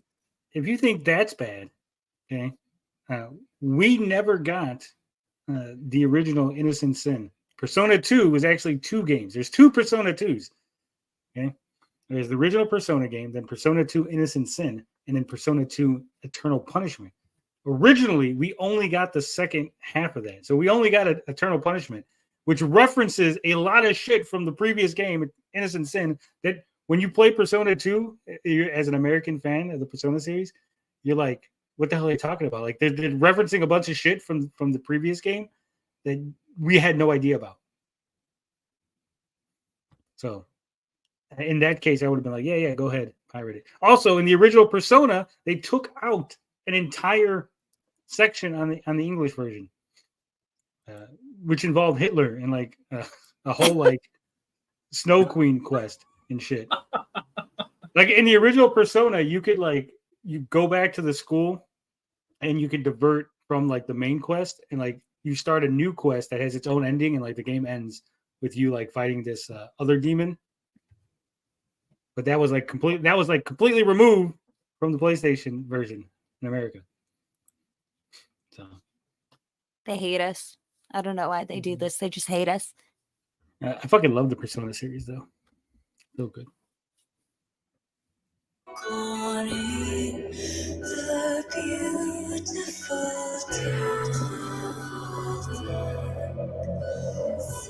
silent cries, falling from so close to touch, but yet fading again. Where did everyone go? Is anyone here?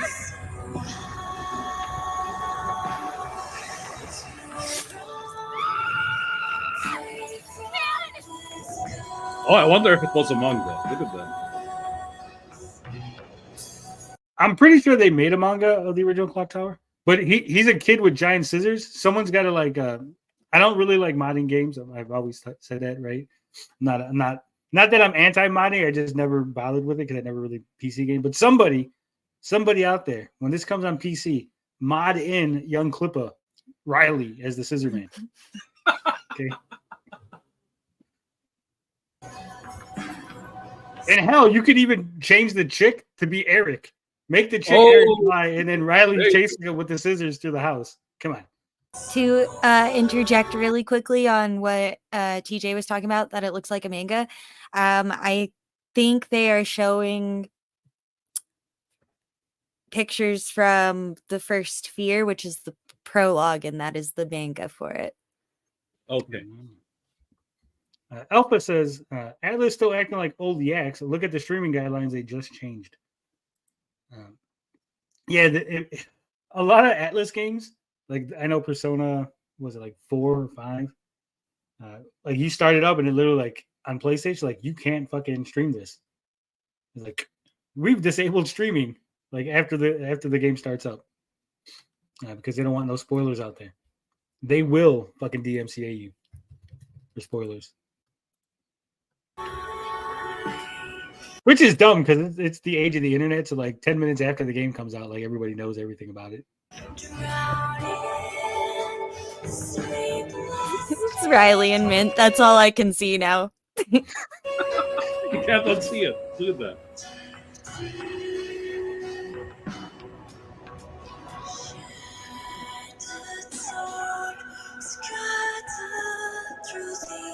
This is one of those games though that is so fucking frustrating because you play it and you find out like, oh, you forgot to hit a light switch like 3 hours ago, and now you get the bad ending because you didn't hit that one fucking light switch. Oh, you looked into that suit of armor. Now it fell on you and you died, and you get the bad ending. That's literally in this game, by the way. There's like a suit of armor that if you look at it, it'll follow you and chase you, right? So then it's in the wrong position. So then later on, it crashes through the ceiling and falls on you. That's terrible. That makes me think of in Silent Hill 2 when you pick up Angela's knife. If you look at it, like if you inspect it in your inventory, you'll get the ending where James kills himself. It's terrible. I know. I was like, I'm so glad I looked that up because I inspect everything in my inventory. I want to see what James has to say about it. And when I found that out, I was like, oh, so I was going to speed run my way to the bad ending. Yeah. Just Well, by that's the same inspecting something in my inventory. Well, that's the same thing with this because there's like closets and stuff you could hide in, and it's like it's got the little sparkle, like, oh, you could investigate this suit of armor, right? So you're like, It's like, oh, of okay. course I want to press the sparkles. You investigate everything because you're looking for stuff because you're like picking up little items to help you with your adventure or whatever, right? So you inspect it and then it comes to life and chases you and you're like, oh shit, and then you just don't think nothing of it because it doesn't come back into play until like hours later, and then boom, you're fucking dead. It's like, oh yeah, you should have never inspected that one suit of armor, that one innocuous suit of armor that's just there. I get the frustration because like you spend hours playing the game and you've saved over a bunch of times, so it's not like you can go back and fix your mistake, and that's what pisses you off. It's a fun little quirky thing to put in the game, but then when you get to the end, like you said, and you realize that was the one thing you did that ruined all your choices, you kind of rage inside a bit. Yeah, like if you're gonna do that, I understand like developers back in the old days were different, but nowadays what you should do is like give you the bad ending, like boom, you inspected that armor, you died, and then it's like, okay, now we're just gonna pretend like you didn't and just continue on the game, right? It's supposed to be the consequence of your own actions, like But like you said, it's like hours. I don't want to play hours. No, I know. It's like I don't want to replay the game because I fucked up that one point like 5 minutes before the end of the game. Some stupid shit like that. Like trust me, I've had that happen to me in games and I absolutely hate it. But I also understand as the game developers putting in that choice and be like, this makes me laugh. This makes me giggle. Fuck the player. I was playing a game the other day, Curse of the Sea Rats, and you get shipwrecked, you get turned into rats by like this magic witch or whatever. But you can go towards the ship, right? And there's a guy there goes, no, you can't go. You can't go back on the ship. The captain said no, right? And if you keep trying, eventually he goes, well, if you ask the captain, he'll let you back on the ship, right? So I was like, okay. I was like, maybe there's something in there, right? There's maybe like an extra weapon or something, right? So the captain's like, yeah, you can go in there. So I was thinking they would let me in. Literally, the game ends. Goes, you're a coward for not going on this adventure, and the game ends. Like, one innocuous action. You pay the like, price. oh, thank you. Amazing. Why would you puss out like that, Frog Tony? I don't know. And you didn't even get like a cutscene going, well, here's what happened to little Timmy that you didn't find, and the bad guys. No, it's just like you're a coward. And then he had to scroll through all the credits to get back to the beginning of the game. It was like 10 minutes.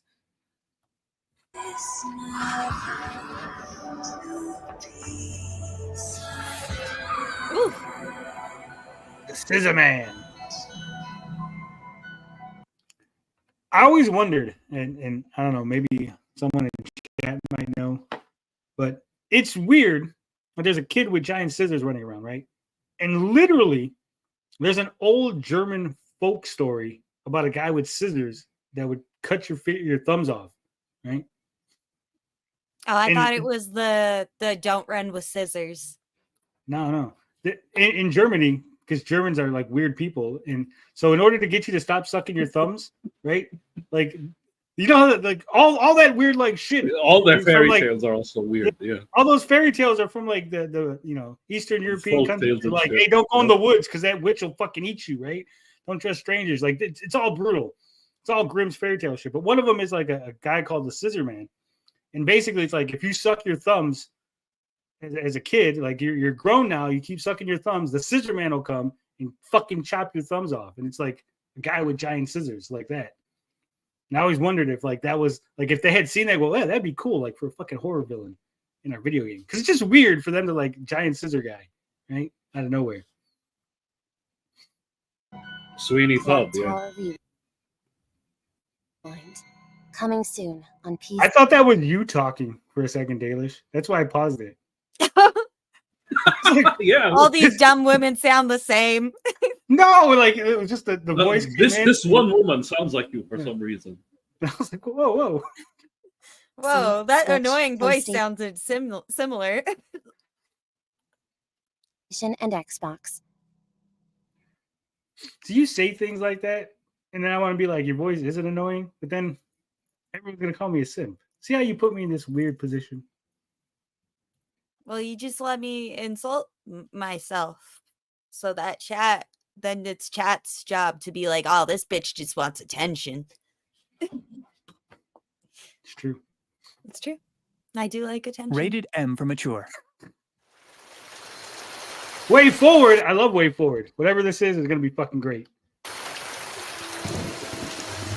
That was a lot of credits though. Stars, Renaissance Pictures. Oh, we've seen this. We know what this is. We could skip this. We watched this. Yeah, we can skip this one. I didn't see this one, but we could skip this because I don't care. You didn't see? Oh, you were. Yeah, I wasn't here, but it's okay. Skip it. It's Halloween and Ash vs. Evil Dead. Okay, that's Little Movie Raptor played it on his channel. You know, Halloween makes me think of Hack the Movies, and I'm mad at him.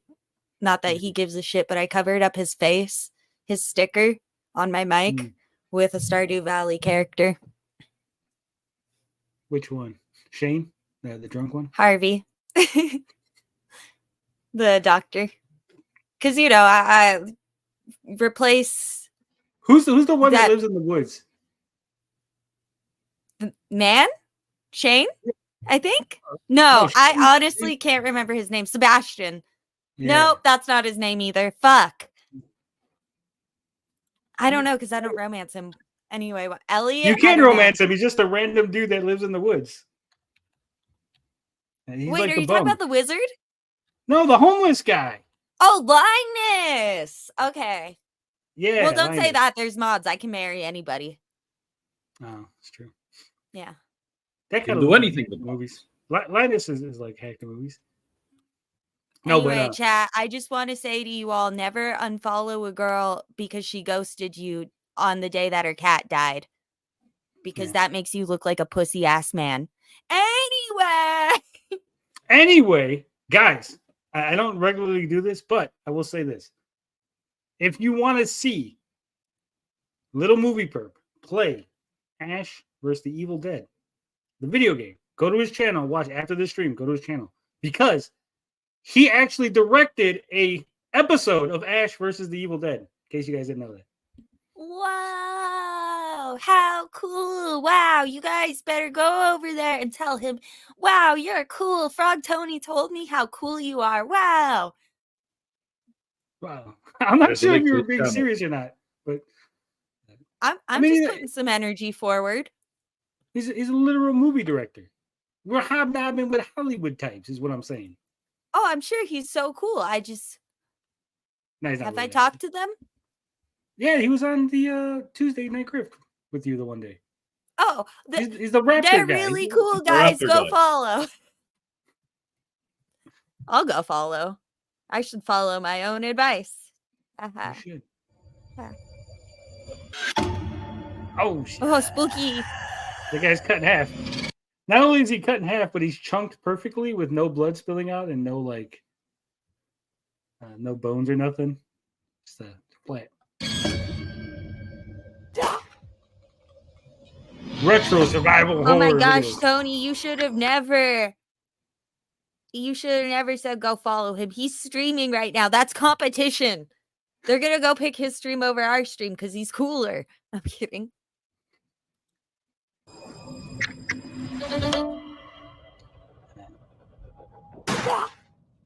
If our friends are streaming at the same time, it's fine for you to watch either one. Hey, watch them both. Put them on. You got two tabs. Open up two tabs. Oh, I forgot we have the technology. Yeah.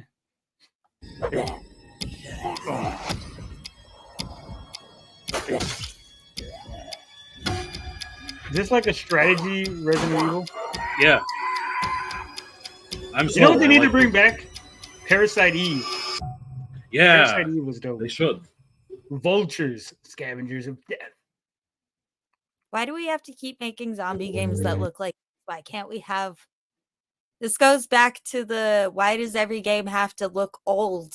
Like why? Yeah. We can it do new easier? things. We have the technology, Frog Tony. I know. Speaking of things looking like things, look, it's like Stardew Valley apparently, but a horror game. Look, it's a train. Like I was saying, I wanted a train. Theo Well, now found a this pet just rock. looks like scary Pokemon.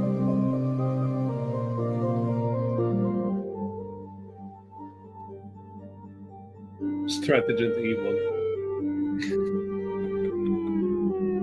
Uh-oh, Luis is looking for you. Well, I don't want to find Luis. Fuck out of here, bitch.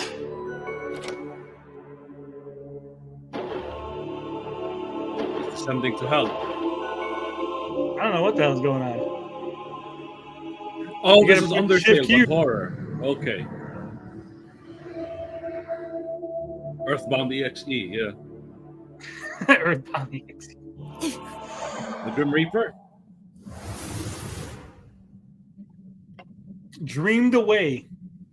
A game by Nicholas Penn. Who the hell is it? Okay. I'm sure that he's somebody that I should probably know, but I don't. So it just falls flat. Well, if you should know them and you don't, then maybe they're not that great. It's true. Not as great as me.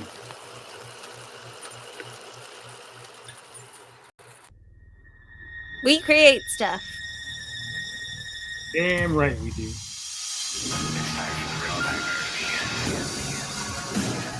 What? See, again, I'm so tired of these games looking like this. Holy shit. Like, I can't get Yeah, scared by Optimus these Prime, crispy fried models. It's like it's either PlayStation 1 or .exe games we're seeing now. They're really like driving it to the ground.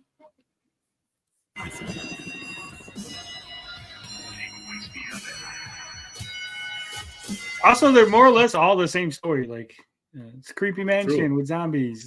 It's Creepy Mansion with a computer that's crazy. It's Resident Evil's influence on everything, right? Like everybody Nightmare wants House, to do Resident Evil. the original mod, free on Steam. Well, don't get this game because Frog Tony doesn't like mods. I'm kidding. I didn't say I don't like. so I just this said I is never the really used them. Half-Life 2 mod, okay. Then you get Nightmare House reimagined.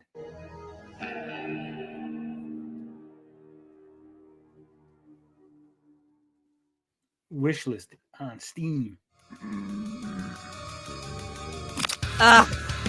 Another one. Yeah, but this is Typing of the Dead.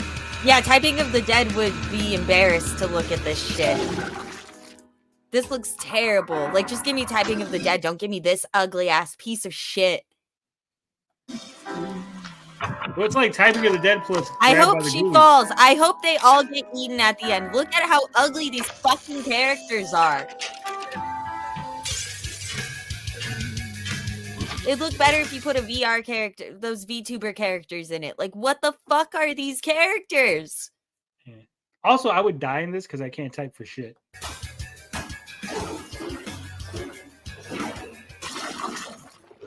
Blood typers.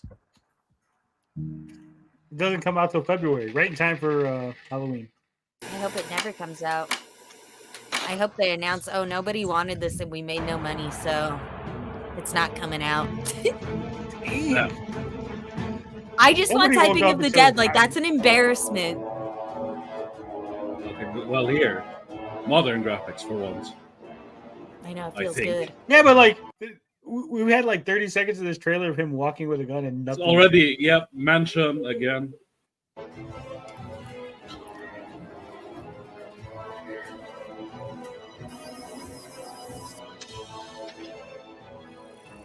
Is he gonna shoot anything, or is we just gonna walk around pointing a gun at stuff?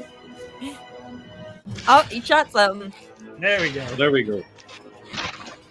It looks so Doesn't look slow good. when he's shooting. Yeah. Yeah. Dude. Why is everything exploding? Painted in blood. Why is everything named Blood? Because it's scary. Blood is scary. Scary, bud.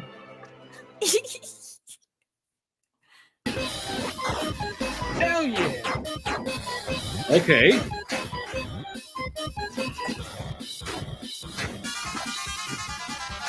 This is the one I was telling you, TJ, with the Castlevania, but crazy. Look at this. No, with the dragon lady. Oh, okay. Here, watch. This looks like an old Atari style game. Yeah.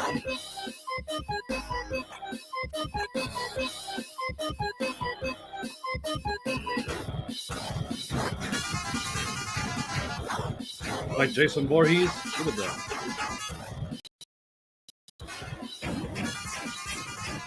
It's like a janky Monster Party. Select your character. There you go. That's the only one you need. Right? Werewolf. Sorcery. There it is. Look at it. Oh, Homeless Larry's favorite character. Look at that. Homeless Larry's big booty dragon made it into a game. Veteran. This looks like something that would be fun to play for like a half hour, and then I'd be like, all right, let's play a real game.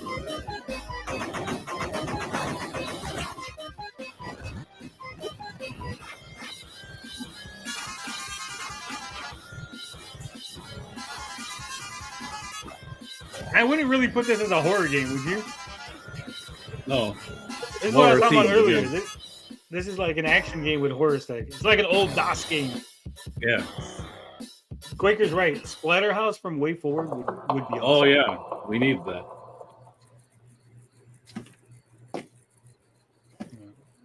They should remaster the Hunger trilogy. Yeah. They should just make good new games, but that's apparently not possible. So we have to remaster everything or make everything look like a PlayStation 1 game. Well, just imagine how we felt when we were your age and everything had to look like an old Atari game or an old NES game. The frustration you must have felt when it's like, just fucking pick up the Atari. Like, I don't understand. Why are we progressing if nobody wants to go forward? That's what I'm saying. We say that and Beefy's in the chat raging like, no, guys, I love retro games. Retro games have their place, but it's like, it feels almost as if that's all that comes out is things Oversaturated like this. at this point. Yeah. Yes. It's not even oversaturated. It's like, how many of you actually watch silent movies, right? Like, no, we don't. No one would watch a silent movie unless it's like you're some fucking artsy fartsy up your own ass person, right? You watch the Nosferatu movie once and then move on, you know? Yeah, we all go. We recognize that was a thing and it was cool at the time, and we understand we wouldn't be where we're at without it. But I don't need to go back and start watching old fucking 1910 silent films, right? Like, I just know they exist and it's cool. But with video games, it's like, oh shit, we got to go back and like play fucking make NES style games, Atari games, PS1 games, right? It's ridiculous. Don't worry, so will the others. Escape room. Your task is simple. Find a way out of this room. I always wanted to do like a real life escape room, but I'm always afraid that it's gonna be too easy, and it's like it'll be a waste of money. I'm afraid it'll be too hard, and they'll come in and be like, "You need some help? You need a tip?" I think either scenario is terrible because if it's too fast, like if you pay like $30 and it's like over in 5 minutes, you're like, oh fuck, that was a waste of money. But if you take too long, you're like, oh no, look, yeah, those little kids just finished it, and like I'm struggling to figure out the clues. Like, so either scenario would be embarrassing.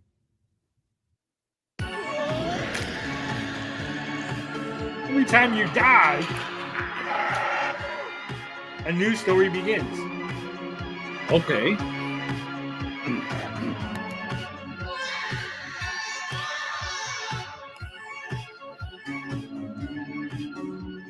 Their job is to secure the premises.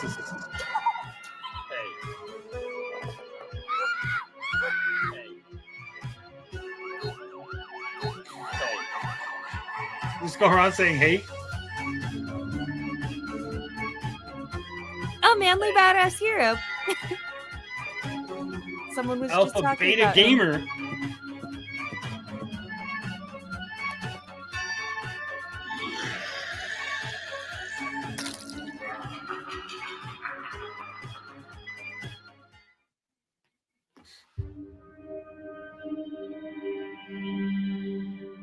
What the fuck?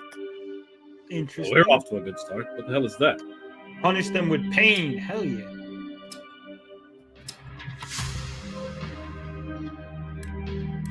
More puzzles. Who is the turd face now? Oh shit.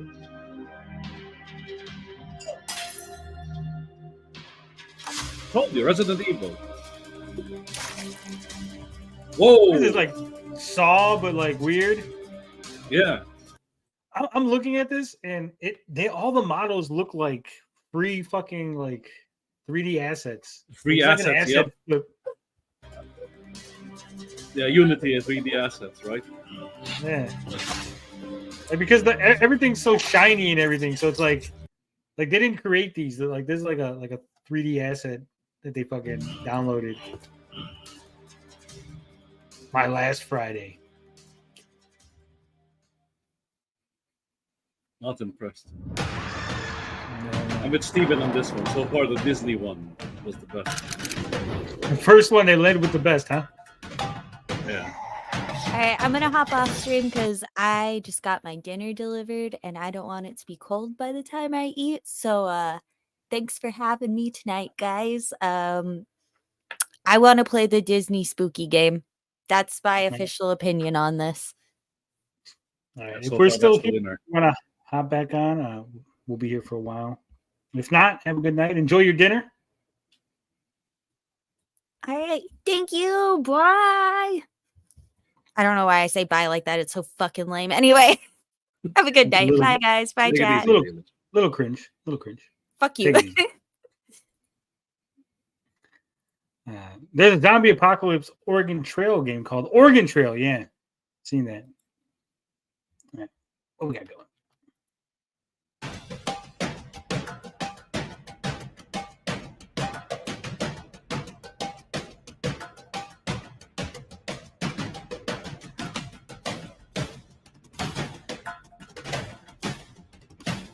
Man, we got like another 40 minutes of this shit, TJ. Holy shit. I guess we'll save the other games for next week. Yeah.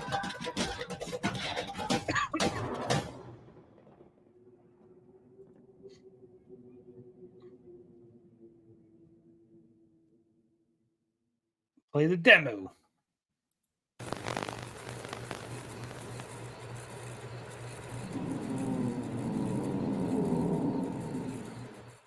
Subject log 1. The horse. This object is single-handedly...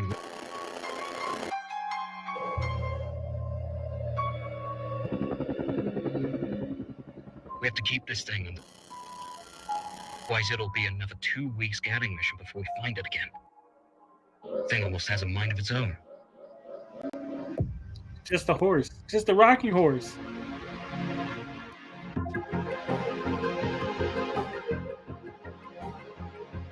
Look at them. Look at them, TJ. Look at them. This is what they do. Why is it that they think they just take like an ordinary object and suddenly it's scary? Like, oh no, it's a teddy bear. It's a rocking horse. It's that room. End of log. Meme that's on the thing. The Victor Initiative. Is that what now?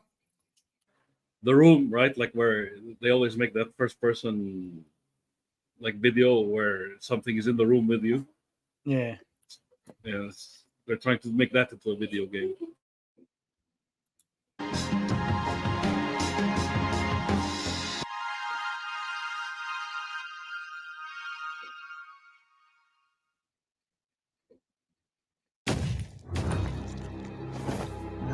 Okay. Yeah, it's only the beginning. British and Irish folklore. Uh-oh. Oh, Finbar. Cooking is your only weapon. Okay, this looks Okay. interesting. Choose your dishes wisely.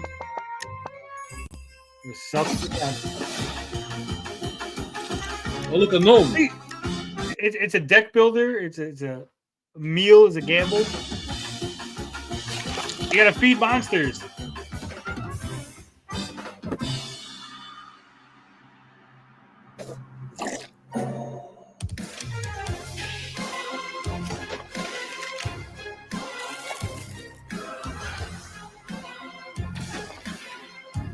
Hungry Horrors. See, this is unique. Right? I like this.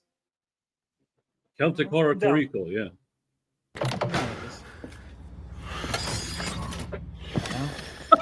Johnny Rocket. What Johnny Rocket? This is what Irish women had to do to save themselves from Irishmen. Yeah. Woman using the power of the kitchen. Right. All right. Ooh, camera on rails. What's going on here?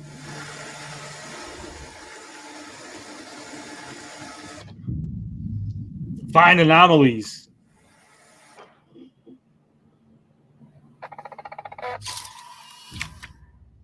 Exercised.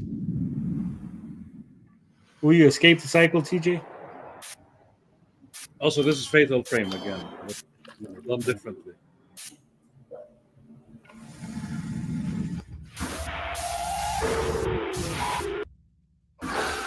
But what do you do? Right? You're just a camera watching. Like you have to use the camera to exercise the demon. Fatal Frame. Paragnosia. That's a weird name. Hell yeah! What's this? Roguelike? Oh, here we go. Vampire Survivors type. Enter the Gungeon. What are we?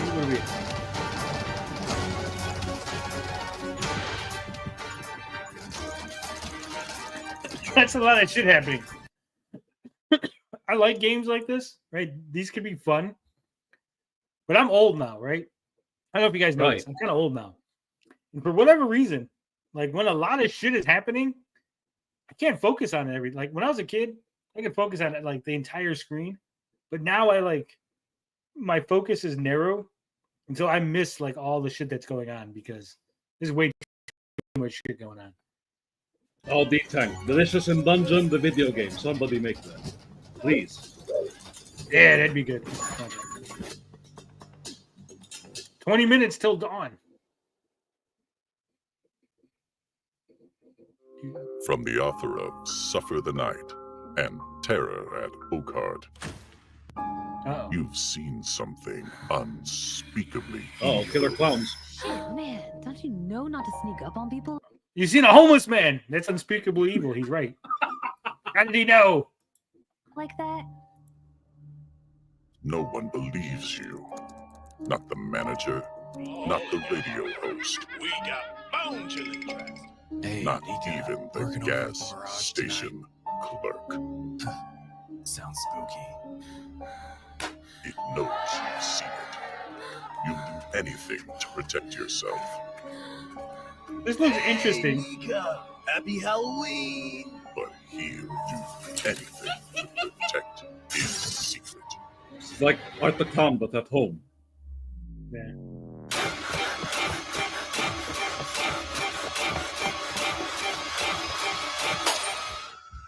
Massacre at the Mirage, where every scream is the final cut. Rated R. I think that looks interesting. Yeah. I like the aesthetic and it's telling you what it is. You're being... Yeah. That in, please.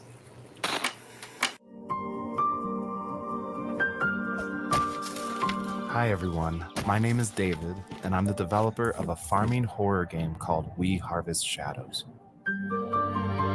Farming horror, okay. Here's a couple new things I'm working on.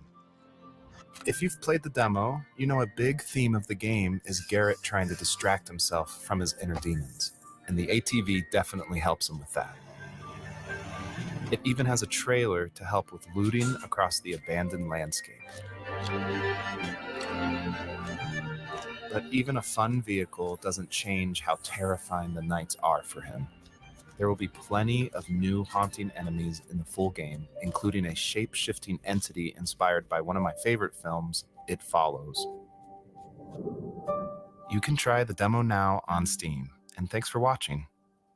Wow, that was you farm and then there's like monsters in there. Like the idea is solid, but the presentation was dreadful. Hey, it's Gru. It's like the fucking Minions guy. Right.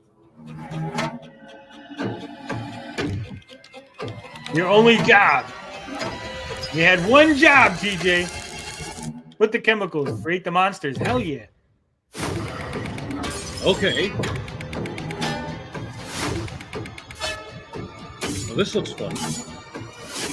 So you create the monsters. You enter stats. Wrong merge. So it's like one of those games where you mix potions, but instead of mixing potions, you're mixing monster DNA.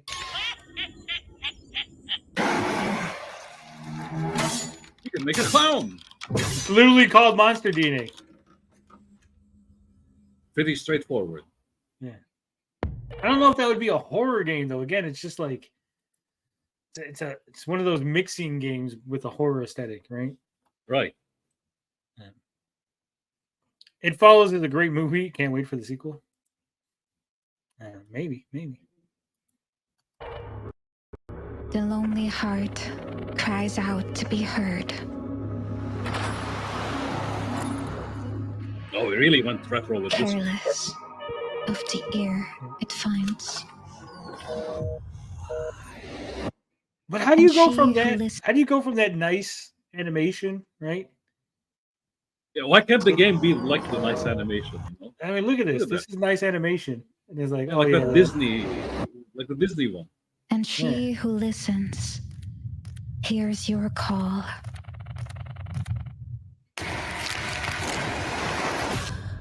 Love and seeks new friends to take away. So wait, did the graphics improve as you progress through the game? That would be hilarious. They have a game like that. It's called Evoland, right? It's an RPG. It's an action RPG. And as you play the game, you start off at like a real low, like Atari game, and then it like it evolves to different genres, and you unlock different things. Like, oh, you unlock the ability to save. You unlock the ability to be 3D graphics. You unlock the ability, and the game gets better and better looking as you play it. Oh, that sounds wild. Yeah, that sounds interesting. Like this, I have no idea what the fuck's going on. It just seems like a bunch of random shit. It's one of those situations that the cutscenes look way better than the actual thing. Yeah, but is this the gameplay? Is it like Super Meat Boy and that's it? Prince of Persia, the old one. No, so he's like Super Meat Boy with the. Oh yeah, look.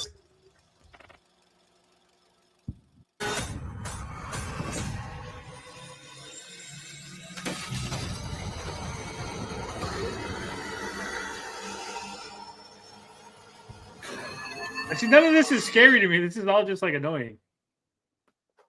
Like this right here looks like a cheap indie game, but then they just added this other scary. shit. It's just, I'm going to stop. Oh this. no, another .exe shit. Love Eternal. I hear something crawling in the walls. Please say you can help. I can't see your face. Welcome to the Home Safety Hotline team.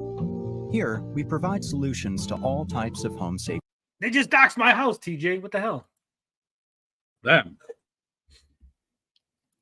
Concerns.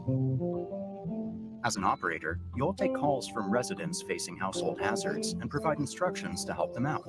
Sturgis is in the game. Oh, we're getting a call now. Let's take a look. I've been hearing this weird sound coming from the walls. Not exactly sure what it is, but I've been having a hard time sleeping at night because of this sound. Looks like our caller needs help. Based on behaviors, sounds, and other information, your task is to identify the correct hazard being described.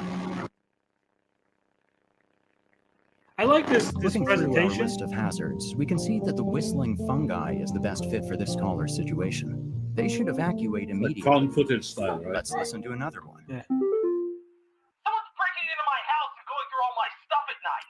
I know it's Bob from accounting. Going through my papers, taunting me with your organization skills. Please hold. Taunting me with your This looks like the organization. work of a desk hob. Better let them know before something bad happens. A desk hob. Now that you've been properly trained at Home Safety Hotline, you're prepared to face all types of dangerous household hazards.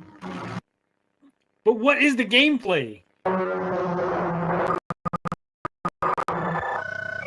Right? Like, is it, are you a guy just answering phone calls, or like you're actually doing something? are you going into the house and that's what the It's game there. looks like? I wonder. Yeah, it's here. Do you see Do you it? see it, TJ? Only we can see it now. This thing, it may take the form of someone else. We need to get out of here. Now! The ring? I don't know, but it's more like PS1 graphics. Right.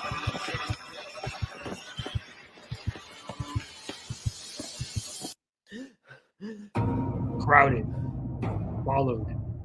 It follows. Out now. So you're being followed by this tall lady. Yeah. It's Slender Man, but a woman. Okay.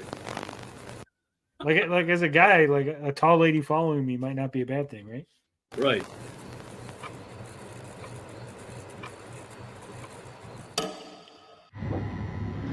Oh, okay. So, Robco guy says, I wanted to play this one. Looking up beasteries and figuring out what monster they are, you take the calls. Oh, okay. That sounds interesting. Like they describe it and you got to like, oh, what monster is it? And you got to tell them the right one. And I would assume you get to see the result of what you told them. That sounds interesting. Yeah, yeah. I said that's a unique premise.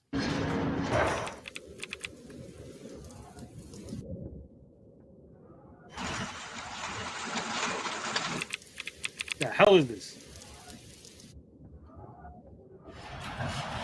Yeah, we got a bunch of blurbs. Oh, look at this. How are you?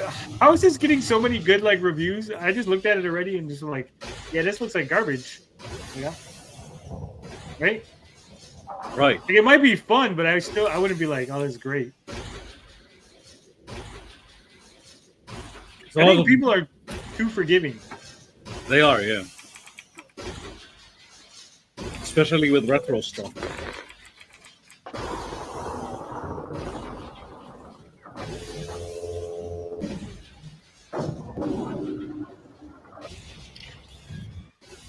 Empty shell. Oh, Robco guy has this. Takes place in Japan. It's a really good roguelike.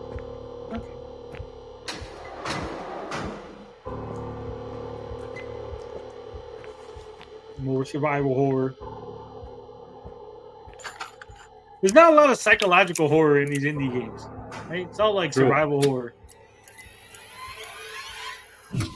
Satanic. I can't buy that. That's it? Yeah. Oh, that was it. Okay. Is that you, Olivia? Everyone's been looking everywhere for you. Aim to be great. Did you see that?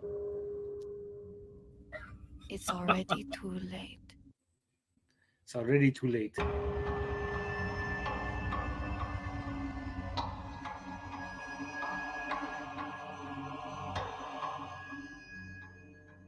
You know what I'm saying? Like every game tries to be creepy.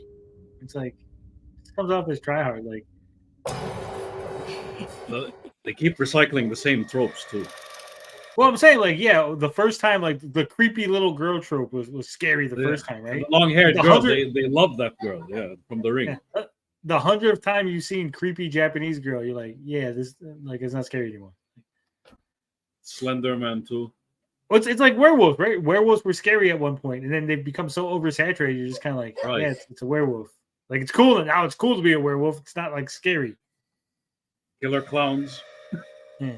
I mean, we had those in real life. It True. takes a certain gift to make good psychological horror. Yeah. Nope, it seems like the same recycled ideas over and over again. They said the same thing about ISO.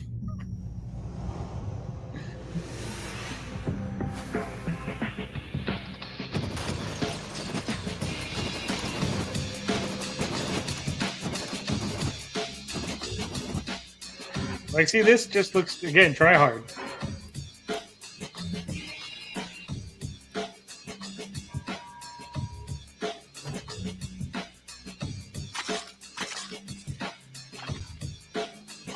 The best game though, so far.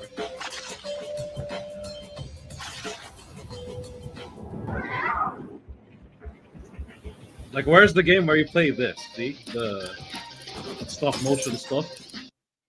Yeah. I'd play that. But it's so like this. This is just like, I don't know. It's not winning me over. Is what I'm saying. Yeah.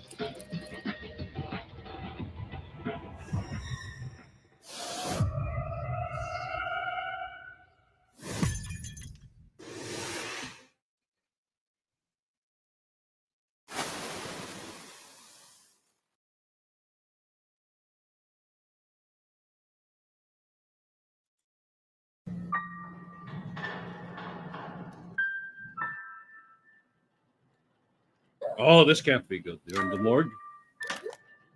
It's never good when you're in the morgue. Morgue simulator. The mortuary assistant, now in physical form. Hello?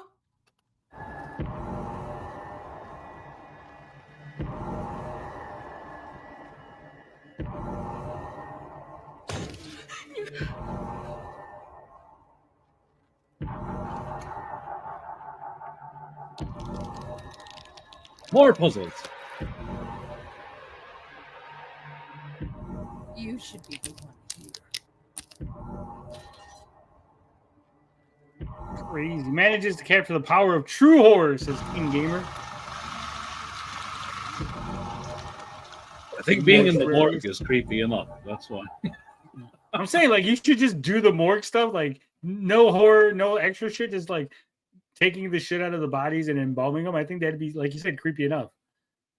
Just every once in a while, make a noise so you think something's gonna happen. Like, is it gonna jump out yet? Is it gonna jump out? Just be anxiety. Yeah.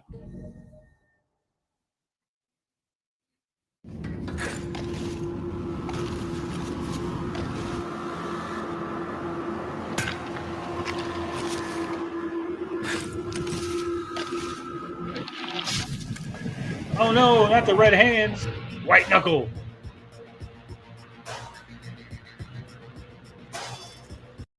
Okay, climbing simulator. Takowish says, I think it's because modern horror has bad pacing. The shit that is truly horrifying takes its time to build. Yeah. Tony's looking for a game about killer dentures. Yeah. Also, Steve Lanudo, did you have like a stroke in the middle of that?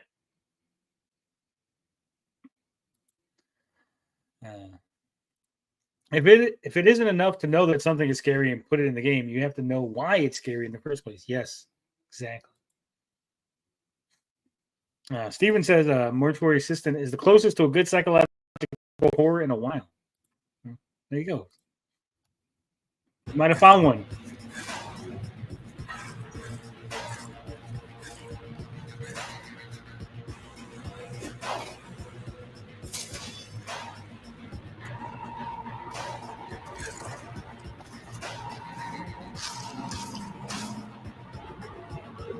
What was that first person or parkour game? I forgot. EA made it. I don't know. First person parkour horror. That's interesting. I wouldn't play it, but at least it's interesting. Right. Steven says my phone keyboard had the stroke. Sure. One thing I love about indie horror games is how chaotic There is they Edge. can be. 1 minute. Yeah. Hell yeah. Stay with me. I want you to stay with me. Just what I leave, I ask and see if you'll stay with me.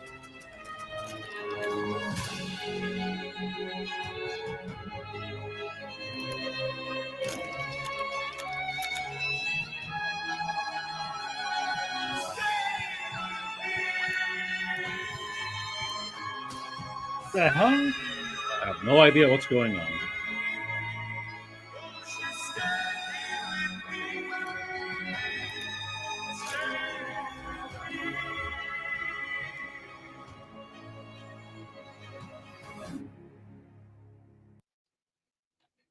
Oh, wow. Does it say Look at cuckolding? I don't know why. I think they did this on purpose. Look. That's what it says, right? It says cuckolding. I know it's supposed to mean click, but still, like this is on purpose. I'm sure of it. No, I don't see the click because this is connected, right? Like, I'm pretty sure it says cuckolding life eater. Because click holding, I don't. That doesn't. That You wouldn't saw work. the guy with the clicker, right? I'll look it up. Still weird. Yeah, it is click holding. Yeah, see, you're right. But they purposefully called it that just so you can see. Oh, okay. I mean, they purposefully like made the font and everything because that is so. Like, look at that. That's a U. Yeah. Like they want you to read the click holding first, and then you're like, oh, wait a minute, it's click holding.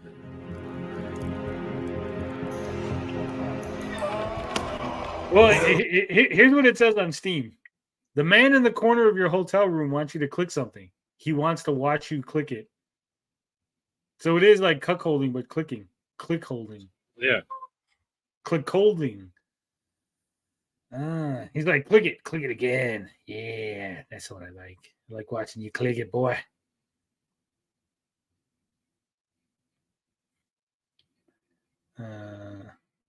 It says it features lovely, detailed 3D tally counter, polished, mature, one-sitting storytelling from the developers behind Life Eater, a surreal encounter with the original Clickhold in a land beyond space and thought, a locked bathroom door. That's what's in the game. Interesting.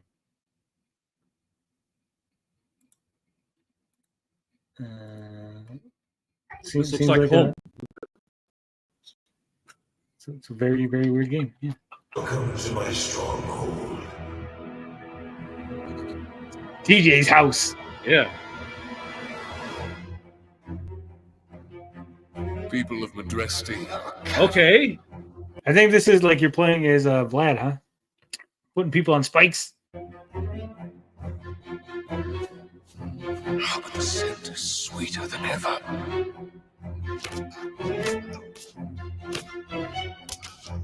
This place, it's not. Legacy of Kain at home. Look at this. You think I'm cruel, but you don't understand that I'm trying to help those who have lost hope.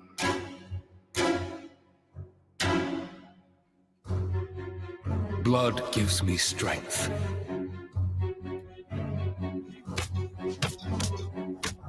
Yeah, this is Legacy of Kain at home. Vartin, what have you done?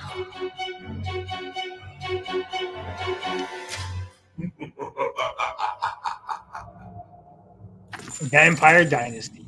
They really need to make a new Legacy of Kain or remaster the original. I know they're remastering Soul Reaver, but they need to remaster the original Legacy of Kain. Right. That Vampire Dynasty reminds me of Blood Omen 2. Yeah. 3D one. Yeah, what's going on here?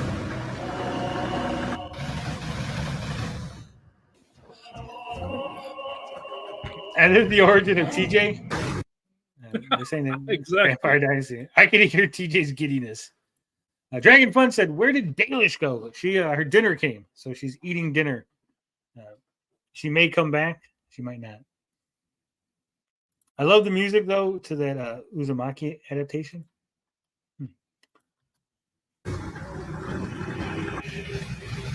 Do not resist, TJ.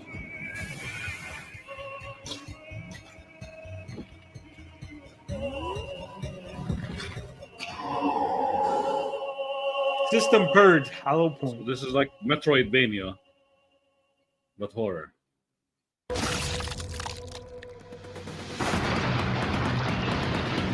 Doom, another Doom game.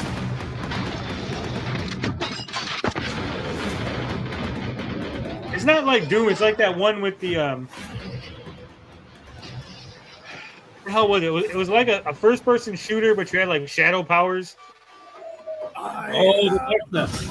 Yeah. Well, that's a classic. I go gun fu. It's fucking raw. What's my most traumatizing experience? I don't know. But I know what yours is. Touch this.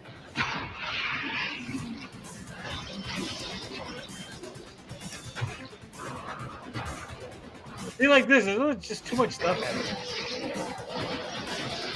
I want my scalps. I don't like the screen effect. Wink, motherfucker.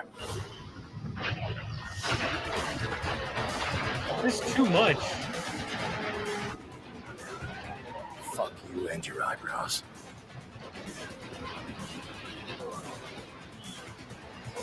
Yeah, dollar store Quake.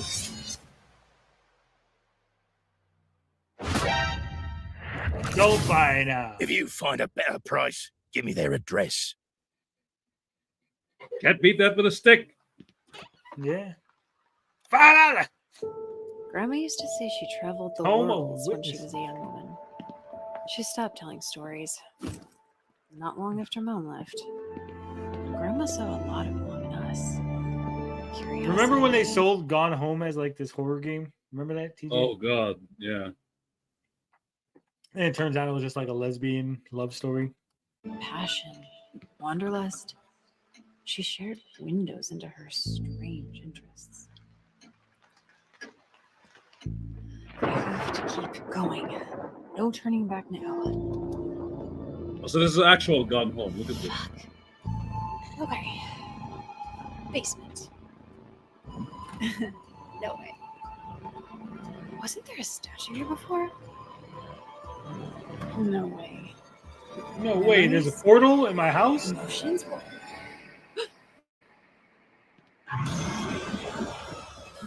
Can't remember. I can't remember The Haunting what's of Jenny happening Evers. to me. Yeah, see? Actual Gone Home. Yeah, we talked about this one before, but apparently now they're introducing Twitch integration.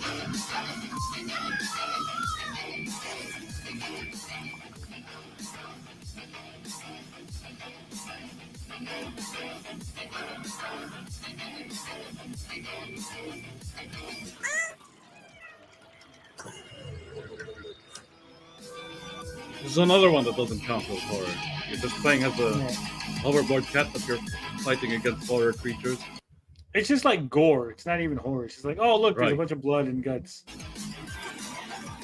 It's like gore abominations. Yeah. Horseman!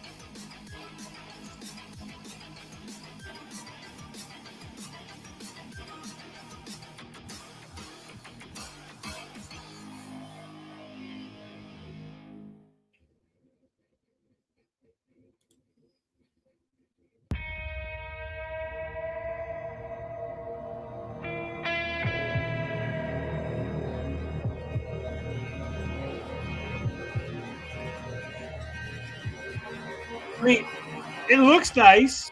Build your hideout. Okay.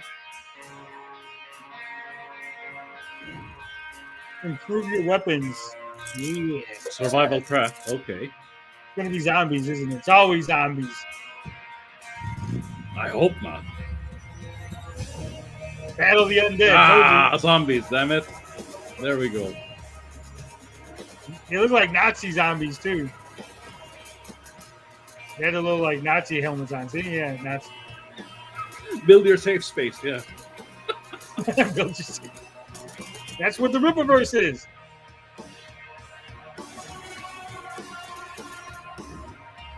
Choose your ability.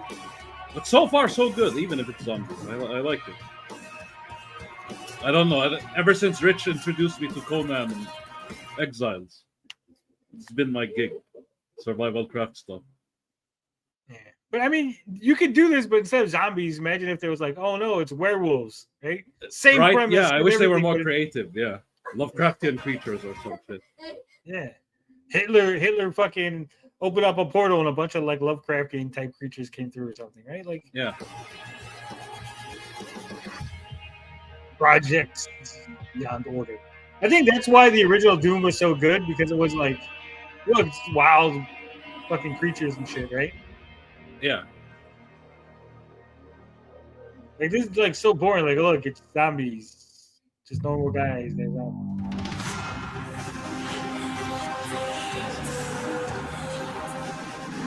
Oh shit! Old foes, new torments.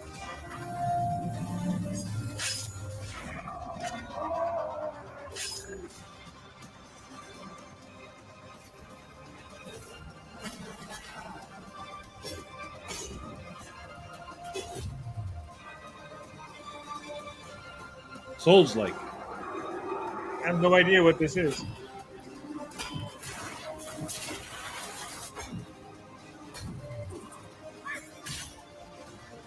Can we just get rid of the fucking Souls-like already? Oh my god. Yeah, the Souls-like is Moon Knight.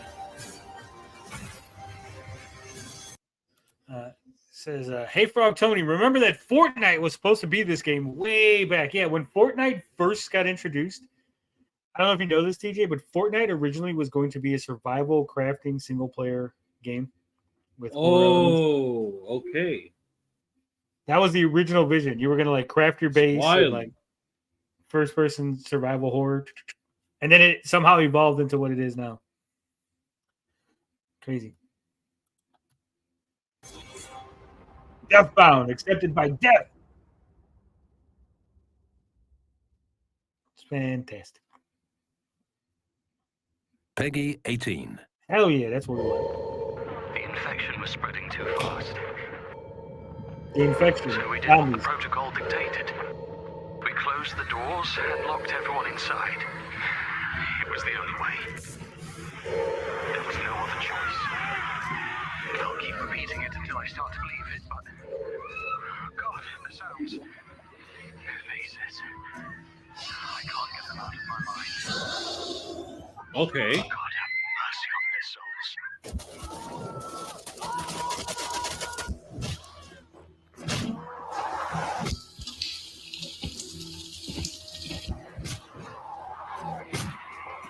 Half-Life horror game.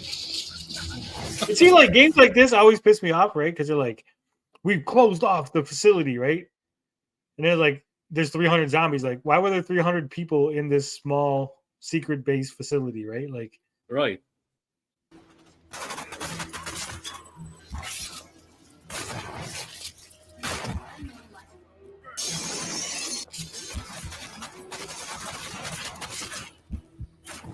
Like even RPGs, when you sit down and think about it, like you go into a cave in an RPG, right? And there's like 50 dragons, and you go, what were they eating, right? What is the circle of life here in this RPG where I go into a cave and it's just filled with tons and tons of fucking giant creatures, right?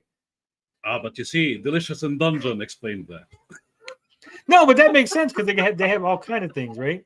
They When you actually go in bothered there- to make it an ecosystem. Yeah. Yeah, there's like no ecosystem. Like most RPGs, just like, wait a minute, what are the wolves eating? There's like tons of wolves.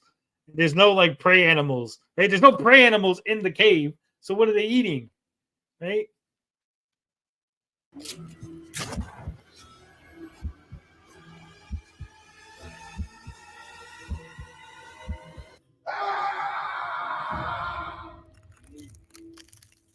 Fortnite is every game now. Yeah, and it True. crosses over with every universe. Oh, it's got a rainbow on it, but I don't know if it's like a full game interesting or just like, yeah, that'd be a cool little demo thingy. Right. College teen found brutally murdered. PS1 graphics again. Yeah.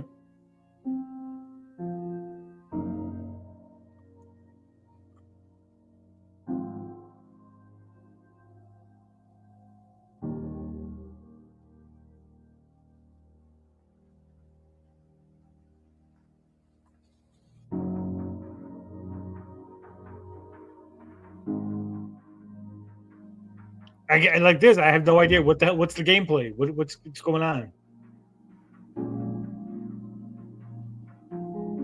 A PlayStation 1 style mystery. No shit. Yeah.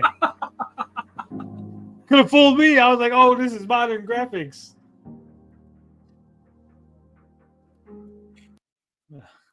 Steven says, what are they eating? I'm more confused at how monsters of different species just team up together all the time. True. Yeah, also, how do they have a bunch of money on them, right? And why is it like the more powerful monsters have more money? At least dragons kind of make sense because like the idea that they're like, oh, that dragon was sitting on they love gold. Well, I'm saying like they were sitting on a thing of gold, so like some of the gold stuck on them. So maybe when you killed them, it fell off. Yeah. Right? Delicious in Dungeon is good. It's great. Fantastic. I love how they did the living armor. I won't spoil it if you haven't watched it, but the living armor episode was fucking great. That was genius. Yeah.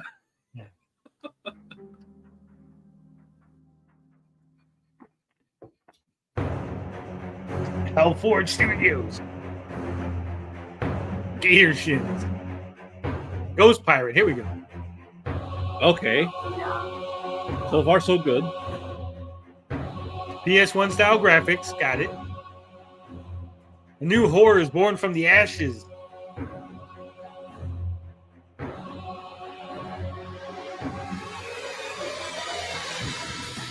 You are that horror. Hell yeah. Okay.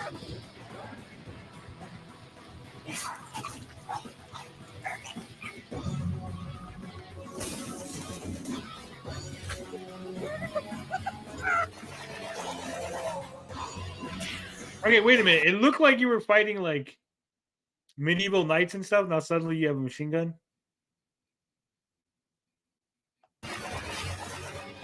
So are you like the evil sorcerer and you're beating up normal people? I wonder. Looks like it. Coven.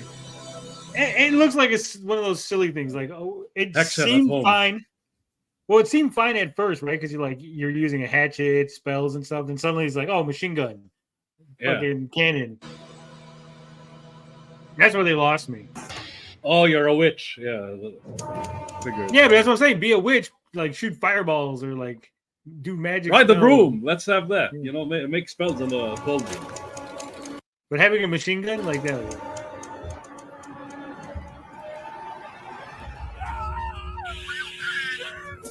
Whoa.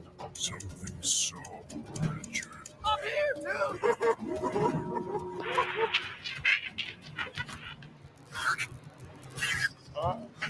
You're watching me.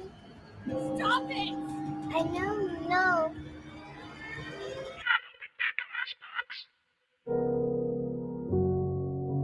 Ten dead doves. Again, I have no idea what the gameplay is.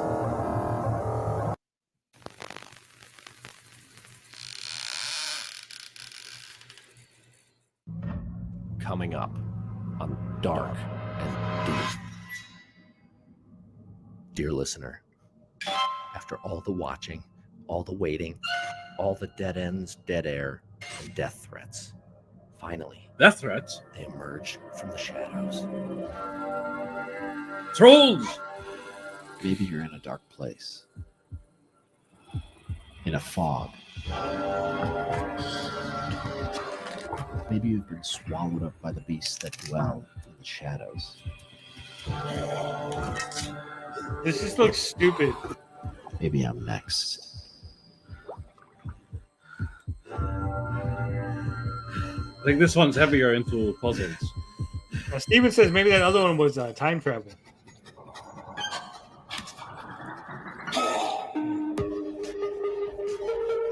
A modern classic. Yeah, it don't look like a modern classic. It looks like a retarded game.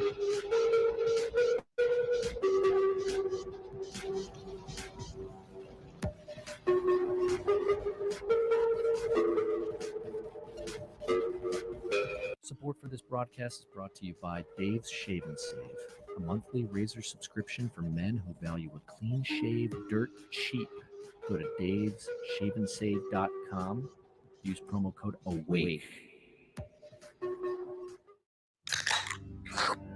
Look, it's more PS1 style graphics.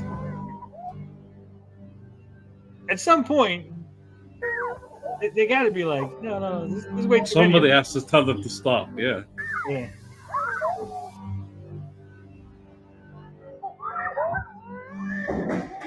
The hole. See, like this, like a baby sounds like it's supposed to be creepy. Like, oh, it's a crying baby. I love you, TJ. Okay.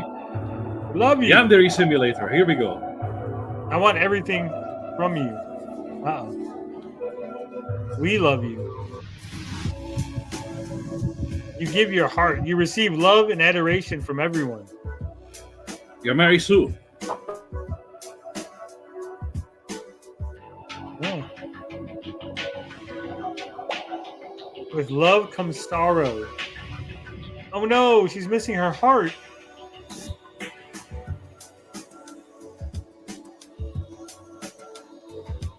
Or dating sim? Yep, there you go. The Yandere. That's what you are. Those free from love will be free from sorrow and dread. So I have to kill everybody because too much love is bad. Right.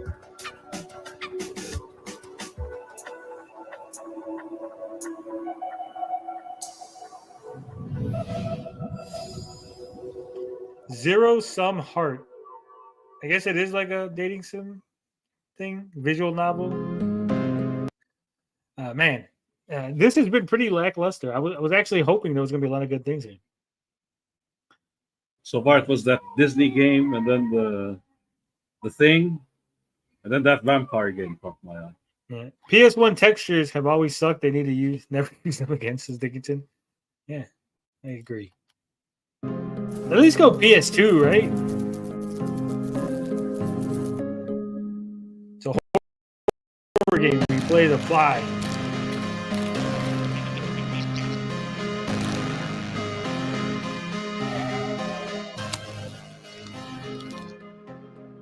Fly Simulator. The Hungry Fly. Again, this isn't like horror. I think this is just weird. We're nearing the end of our show, but don't worry, we've still got some bangers up our sleeve. Some bangers? Where was the first bangers? Where was the original bangers? Yeah. From the home stretch. Sending letters. That's scary.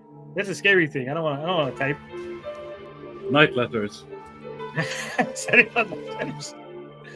Dear EBS. See, night letters. Look. They're actually in the afternoon, TJ. They're afternoon letters. Okay.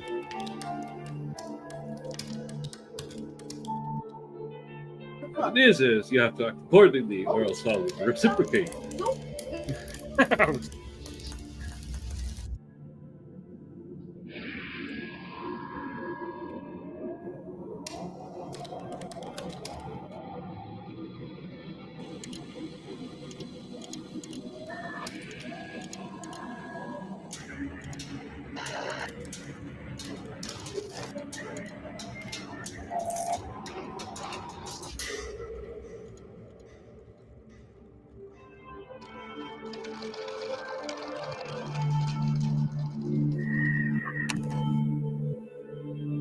Dead letter department.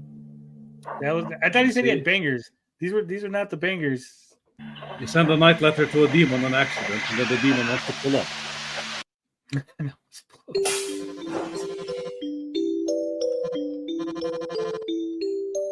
Okay, or want something different. It's like what the hell's that one game? Animal Crossing. Animal Crossing Yeah. horror.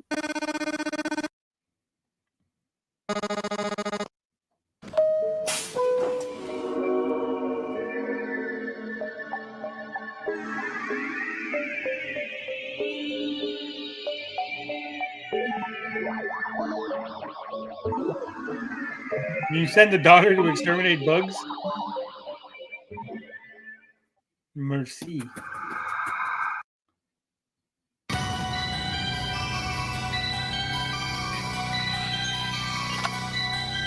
Yeah, he lied. There's no bangers at the end here. I think these are even worse than the other ones. Right. There's Sniper a serial killer on the loose, terrorizing the city. with a sniper rifle. Play as the mysterious sniper killer. Follow your orders and take down your targets.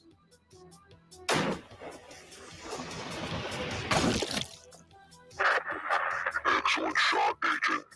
You will have 2 targets this time, in 2 different locations. Here we go again with the Don't PlayStation get 1 spotted graphics. as you traverse the rooftops and make sure everything goes according to plan. Then, switch characters to investigate the crime scene as a detective, question all witnesses, and collect evidence needed to solve the case. Have you seen anyone suspicious coming here over the last hour or so? I mean, everyone who comes in here is suspicious. Yes, I saw a strange man. Once upon a time. Meet dozens of interesting characters, but Oh, don't they're let your hostage. guard down. The sniper killer could be anywhere. I could be a serial killer myself, ma'am. What links Yeah. all of these victims together? What is the sniper killer's motive? Who will be next? Are you able to solve these murders and identify the killer, or will you be his next victim? I thought you are the sniper killer. Well, like, the concept is good, but I wish it wasn't PlayStation 1 graphics, you know? I don't know if the concept is good because it's like there are sniper games already, so it's just like it's a sniper game, but also you investigate yourself and don't get caught being a sniper. It's like okay, it's not really horror. Yeah. Are you not, Annie?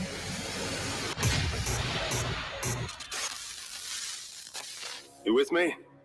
I'm Come with on. you. Up on your feet. SCP? Tests paranormal entities that we have replicated here. Okay. You have got to be kidding me. I know this place.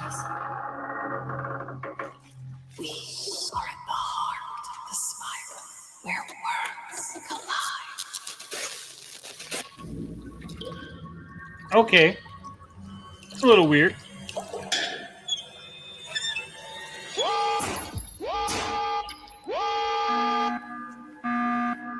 This is not what I meant when I said you should take control for a change. Each turn you took has led you to this exact point at this exact time. And here we are now. You can't do it by yourself. Come home, Annie.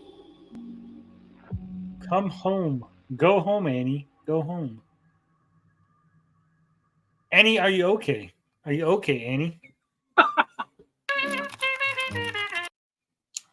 New from Shoot the Dog. That last one started off good, and then it just kind of descended into not so good, right? Right. More night letters. In Soviet Russia, the animals cross you. And Bobby Boxhead ass characters. He meant BDSM. Ooh. Public combo games are great. I love public combo games. Fantastic.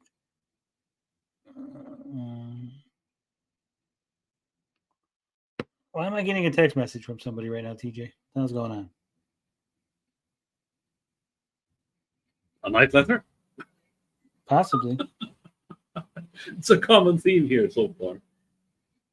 I have no idea who this is. It's a random number that I don't recognize. I'm almost scared to answer it. But hey. We're going to figure it out, TJ. Let me play the next video.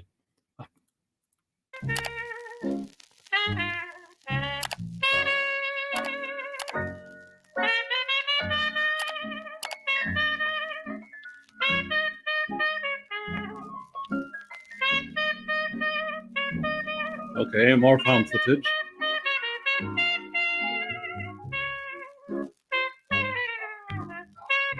Oh, now this is too weird. I'll be seeing you soon. Vile, free on itch.io. Yeah, that's just. That's like something the Soskas would come up with. Yeah. Feel hungry, excited, angry, trapped. Okay, where's the game then? Oh, there you go. Wow.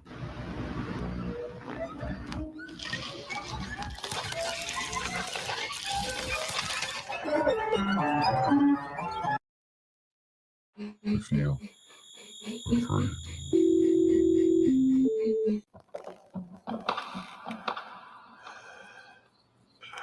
That's it?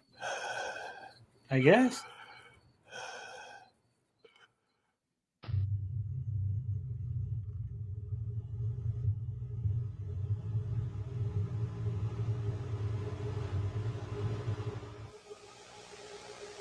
Sometimes I feel some of the games were good, but the trailers were shit for some reason. Well, they might be, but it's like the trailers don't tell you enough to like get you interested. Yeah. It's like, oh look, we were creepy. I'm like, okay, but I want to know what I'm going to do in the game. What's the game? Yeah.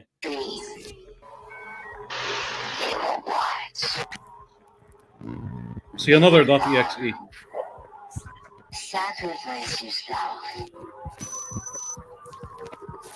What is inside you? You beg, cry, bleed, stream, stream, stream, stream, stream your death.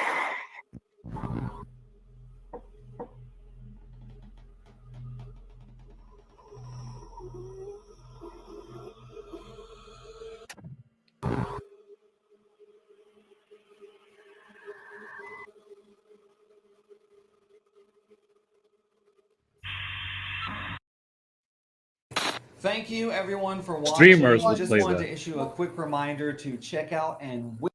Yeah. Well, that's it. That was the horror showcase, guys. I got my own horror going on right now. As I'm trying to figure out who the hell just fucking text me. Crazy. All right. You know, we're gonna skip the articles. We're gonna skip everything. It's almost been 3 hours. Damn. 3 fucking hours just on the indie horrors. But hey, I gotta love them indie horrors. And yes, I did say that specifically to sound like I said horrors. All right. Now, some people were asking, again, I reminded everyone, members, don't forget, ask us anything. You can still slide in. There's still a little bit of time. Before we get to it. You can slide in. They were asking for my first Eric July detracting video, so there it is, the original. All right, so I asked, is Sturgis dumb or just acting? Is he pretending to be dumb? Or is he actually dumb? 93% overwhelmingly said no, actually. Look at that. He's dumb. Can't argue with that. All right. In case you missed it, and don't forget, guys, Tuesday Night Grift, every Tuesday, world famous Tuesday Night Grift, where we go over all the things that make the grifters mad. We grift on the grifters grifting. It's a great little ecosystem. All the zeros. Yeah. Should I talk more about Tommy Tellerico and the Intellivision Amico? 58%. It was a close one. But Right. 58% said yes. So, all right. Should Disney cancel the Blade movie? 25% said rewrite it. Don't cancel it, just rewrite it. 13% said no. 63% said cancel that bitch. Cancel it. Overwhelmingly. Don't need it. I think after that personally- Deadpool movie, everybody said, "Yeah, fuck it. We I want think it Wesley should be- Snipes." Rewrite it. It's got to be better. It's got to be better from what I heard it was going to be. All right, here it is. Ask us anything. The world famous. Ask us anything. We got 14 comments. All right. Ruby King says, what crossover in fiction that never happened that you would like to see? Can be a fighting game, movie, comic, or anything. Examples, Teenage Mutant Ninja Turtles versus Street Sharks. What would you like to see, TJ? What crossover that's never happened that you would like to see? I know this sounds lame, but it's wild at the same time. Street Fighter versus Mortal Kombat. Somebody make that happen. Street Fighter versus Mortal Kombat. It's pretty tame. I mean, Yeah. everyone's been dying for it, right? So that's I guess that's a decent choice. For me, I'm thinking about this. I would love to. I don't know if it's been done. It might have been done because I don't follow everything. But He-Man, Thundercats, right? I'd love to Yeah. see them. And if not, if that has been done, then let's go Voltron, Power Rangers. Okay. And it says once Eric July gives up on the Streets of Riververse and Rage, Final bankrupts, Fight. Yeah. and bankrupts his company, what do you think will happen to his IP? I think it'll just stay in limbo. He'll own it. He'll keep it, but it'll just be there. Obviously, no one's going to want to buy it. It's not worth anything, right? People will just keep walking in, just like Chuck Dixon, Joe Bennett, and they'll just keep coming up with new comics every 5 minutes, new characters. Out of the 4 Ninja Turtles, which one is your favorite, and which one is your least favorite, and why? TJ, you want to go first? There's no least favorite. I like them all, but my favorite obviously is Raphael because he's Ben Grimm. He's Ben Grimm, but the turtle. New York hard Beefy ass. says, real quick, Beefy says there has been a He-Man Thundercats comic crossover. See? Figured. TMNT versus Cyberfrog crossover. Yeah, Tony's got his own EXE horror game going on around. I do. It is a number that okay. So it's 10:30, right? So it's not like. Literally the text I got, okay, was hello ? Okay, that's it. And it's from a number with an area code that is in my state, right? So, but it's not an area code from my area. So it really is about the EXE. Right? So it's confusing, right? Because someone and they're saying hello. Like if this was like a scam call, like I've been getting like, oh, we want to send you information about jobs or something, right? Like, but I get those like during the day, right? So this is like at night, like 10:30 at night, someone being like, hello, like. It makes me think that some husband has found my number in some wife's pocket or phone. Oh. Yeah. Sturgis forgot to text the word bud. Yeah. Hello, bud. So I'm curious who this is. I did text back, who is this? And no response. So I'm stalking you, Moishback. Bud. Yeah. So we'll see. We'll definitely see what happens. Melanie Mac, yeah. Melanie Mac OnlyFans is the crossover. Go guy wants to see. Oh, there you go. Holy shit. All right. So as far as my favorite Ninja Turtle, Donatello, because Donatello does machines. Because he's a smart one, and he's got the coolest. That's true.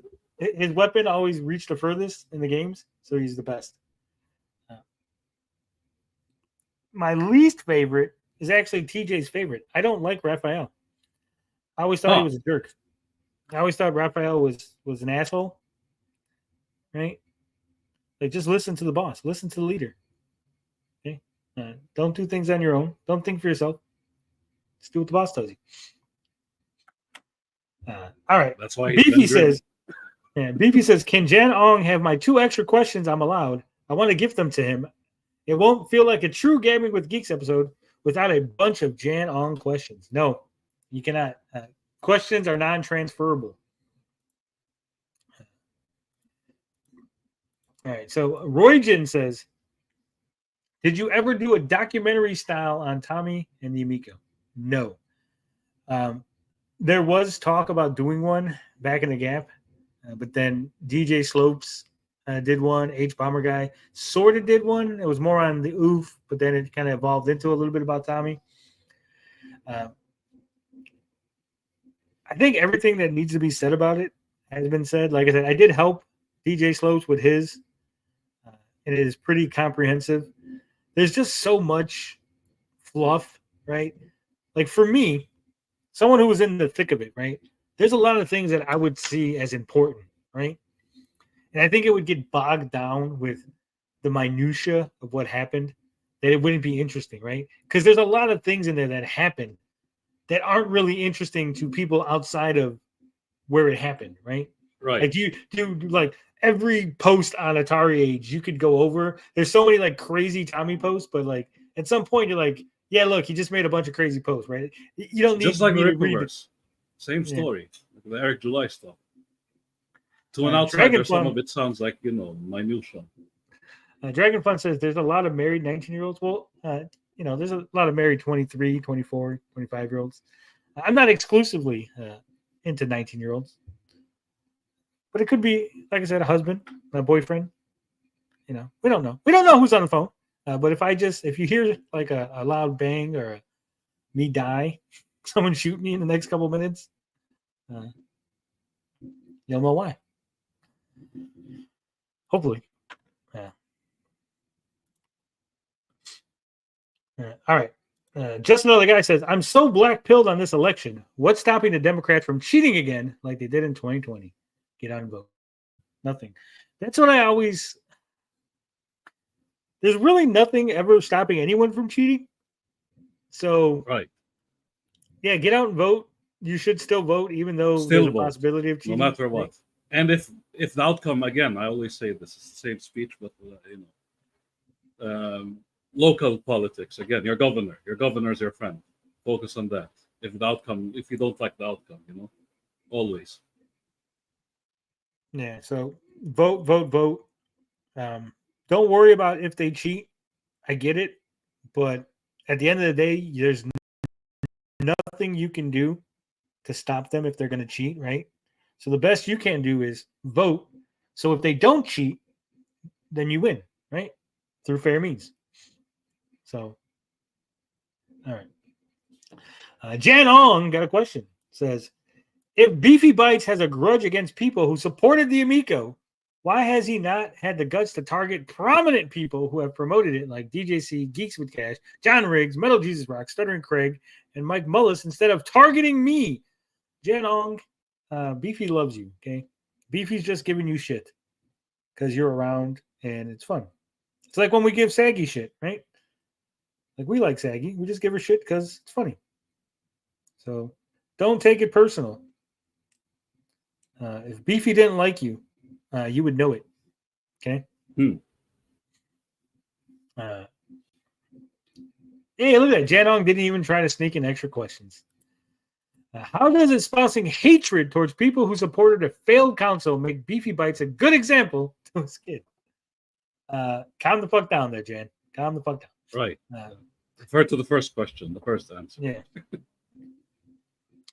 Tony, you have mentioned before that having kids on YouTube like Ryan's World or the Costco guys is exploiting them. Isn't Beefy Bites doing the same thing by including his kid in his videos? No. Different story. Yeah, I didn't say like I've had my kid in my videos, right? My kid was 15, 16, 17, 18 when we made videos playing games together. There's a difference between playing games and like setting up. Like Ryan's Toy World is obviously being exploited. You can just watch. It's overproduced. It's not like just a kid having fun and the parents recorded it. It's a kid being sent millions of dollars worth of toys in a very high profile thing and editing and all that stuff. The same thing with the Costco guys. You see the behind the scenes. Like, it's not that just them like, hey, here's a camera and the kid just acting goofy. It's like, here's a script. Read from the script. Make sure you hit your cues. Make sure you hit your lines. Like, it's an acting job, right? That's the difference. Beefy Bites, Beefy's kid is just being a kid, playing with toys and hanging out with dad. It's like when, my kids are always around, when I'm streaming, right? The one time where I brought my kid and he said, the new and improved Rouge is better. That isn't exploitation. It's just asking him for an opinion.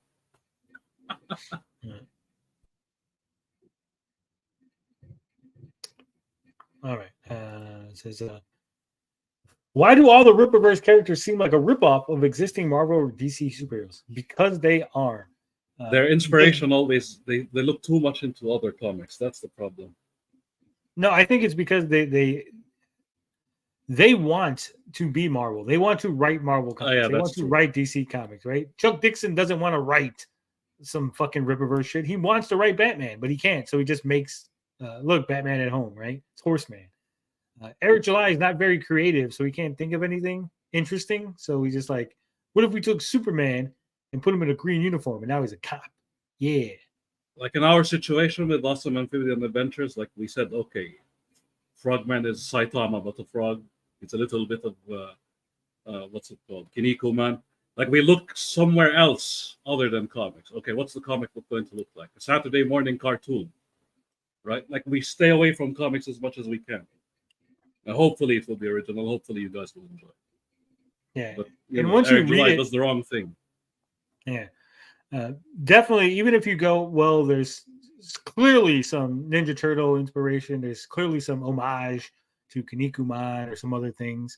When you read this story, you're going to go, okay, this is completely different. This is completely different from most things. It is, in my opinion, very well written, and you guys are going to enjoy it. And the first issue is probably going to be the weakest. Why? Because I'm setting up the world, I'm setting up the character, I'm giving you the origin. It's pretty.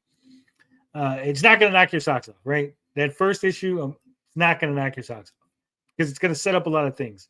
It's going to leave you with questions. But when you see the second issue, then you're going to be like, yes, now I understand. I get it. I get what the first issue was doing. It was laying a foundation. In that second issue, socks will be fully knocked off. Balls. Okay. So that's the Tony guarantee. Who would you cast is what I think you meant. Who would you cast as Eric July, EVS, Dick, Vito, and Sturgis in a movie of the Rippaverse shit show? How would you end the fictionalized telling of the story? Ooh, this is a good one. Who would you cast as Eric July? This is a good one. Anthony Anderson as Eric July. Definitely. It's a little bit on the heavier side, kind of goofy. I True. can see him playing the role. Like when he played the fake gangster in Malibu's Most Wanted, that version of Anthony Anderson, right? Where he's like pretending to be a gangster, but he really isn't. Yeah. EVS. Who would play EVS? You need someone with a booming voice like his. He obviously got to be someone older. Who's the guy? What's the guy from? The guy that plays J. Jonah Jameson. What the hell's his name? You know what I'm What's talking his about, right? name? Yeah, I know. Guy who was in Oz. Fuck.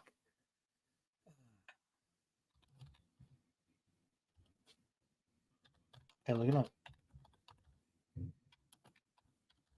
He was Commissioner Gordon. J.K. Simmons. J.K. Simmons. There you go. Yeah, I think J.K. Simmons puts on a little weight. He can do it, right? Because he can go. Give him the makeup, right? He can go deep with his voice. He can go soft. He's got that like authority, but also like he shows moments of like kindness, right? So I think he could pull off the range of EVS. Him dressing up in costumes and being silly, but also retaining that sort of air of authority, air of respect. I think J.K. Simmons pulls it off. Being a veteran and all, yeah. Dick. Who would play Dick? Oof. This is man. It has to be someone as wild as he is. I'm gonna go out on a limb here, right? Not for looks, but for the fact of behavior, right? Okay. I think Jim Carrey. Could do it because Jim Carrey can go from like 0 to 100 real quick, and he's animated and he's loud, right? I think he could pull it off to be Dick, to be like, oh, he's just calm, and suddenly like boom, he bursts into that like yelling and screaming, and then like he could pull off the little bit of smug, but just enough, right? Just enough smugness and just enough like I'm everybody's pal. I'm America's wingman, Jim Carrey. Then the laugh. Yeah, Yeah. I can see it. Vito, on the other hand, oh man, what the hell is his name? Fucking the guy from Fantastic Beasts, the guy from the ping pong movie. Oh, what the hell's his name? Dan Fogler. I think Dan Fogler. And if him, Josh Gad, right? One of those two. Right. Yeah, See, Quaker's on even top. Quaker said Josh Gad. Yeah, they're both equally insufferable. We should race swap EBS and get Uncle Phil. Uncle Phil died, didn't he? Yeah, I'm he sure did. He died. Yeah. He's live streaming drunk. Oof. Vito should be Andy Serkis in a motion capture suit like Gollum. Why is EBS drunk? Drunk EBS. That's not good. Funny enough, I mean, Andy he- Serkis was also in Venom 3 as Null. Was he? Yeah.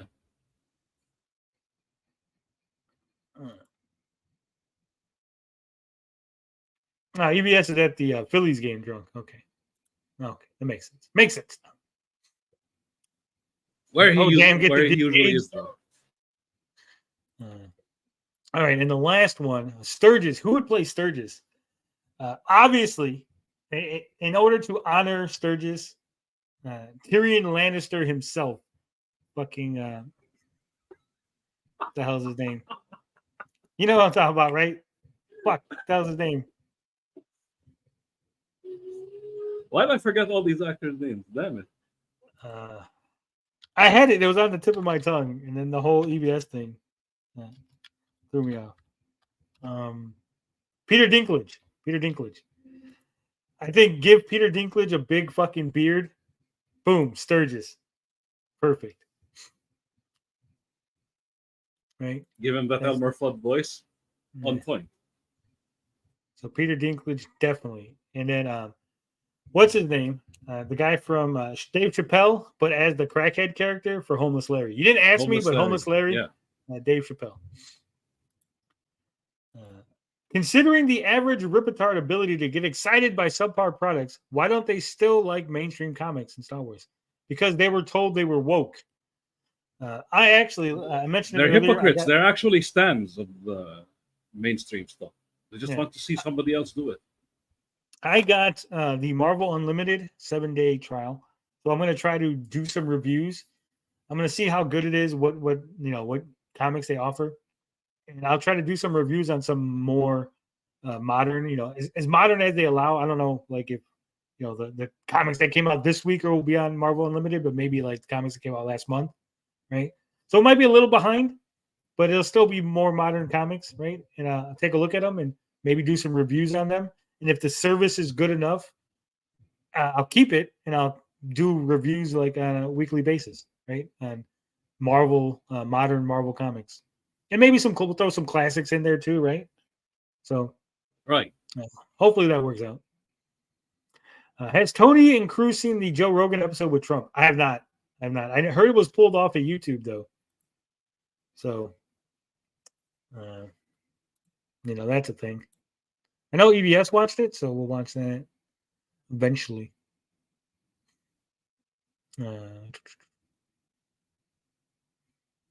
All right. I think that's it. We'll go over those articles next week, probably. We're like 3 hours in. TJ, anything you want to say before we leave? Oh, it is back on YouTube? Okay. I guess I'll have to look at that. Straight Bean says, I love Marvel Unlimited and DC Universe. It's a great way to smash through runs. Okay. So, hopefully. I'm the hand of the king, bud. Somebody do that. Somebody, you got to get Sturgis's face, put it on Peter Dinklage. There you go. You can hire Some AI. Yeah. Wait, how should the Ripperverse story end? On a cliffhanger. And with Jasmine showing up. That's how the Ripperverse movie should end, right? With the real Jasmine going, And I'm the real Jasmine. And go, we found her. End of story. Iceman can go to rest. All right. Good night, everybody. Thanks for coming. Don't forget, support Dirty Dalish on YouTube. She is our co-host. She's fantastic. And her voice is only slightly annoying. Love, peace, booty grease. We out this bitch.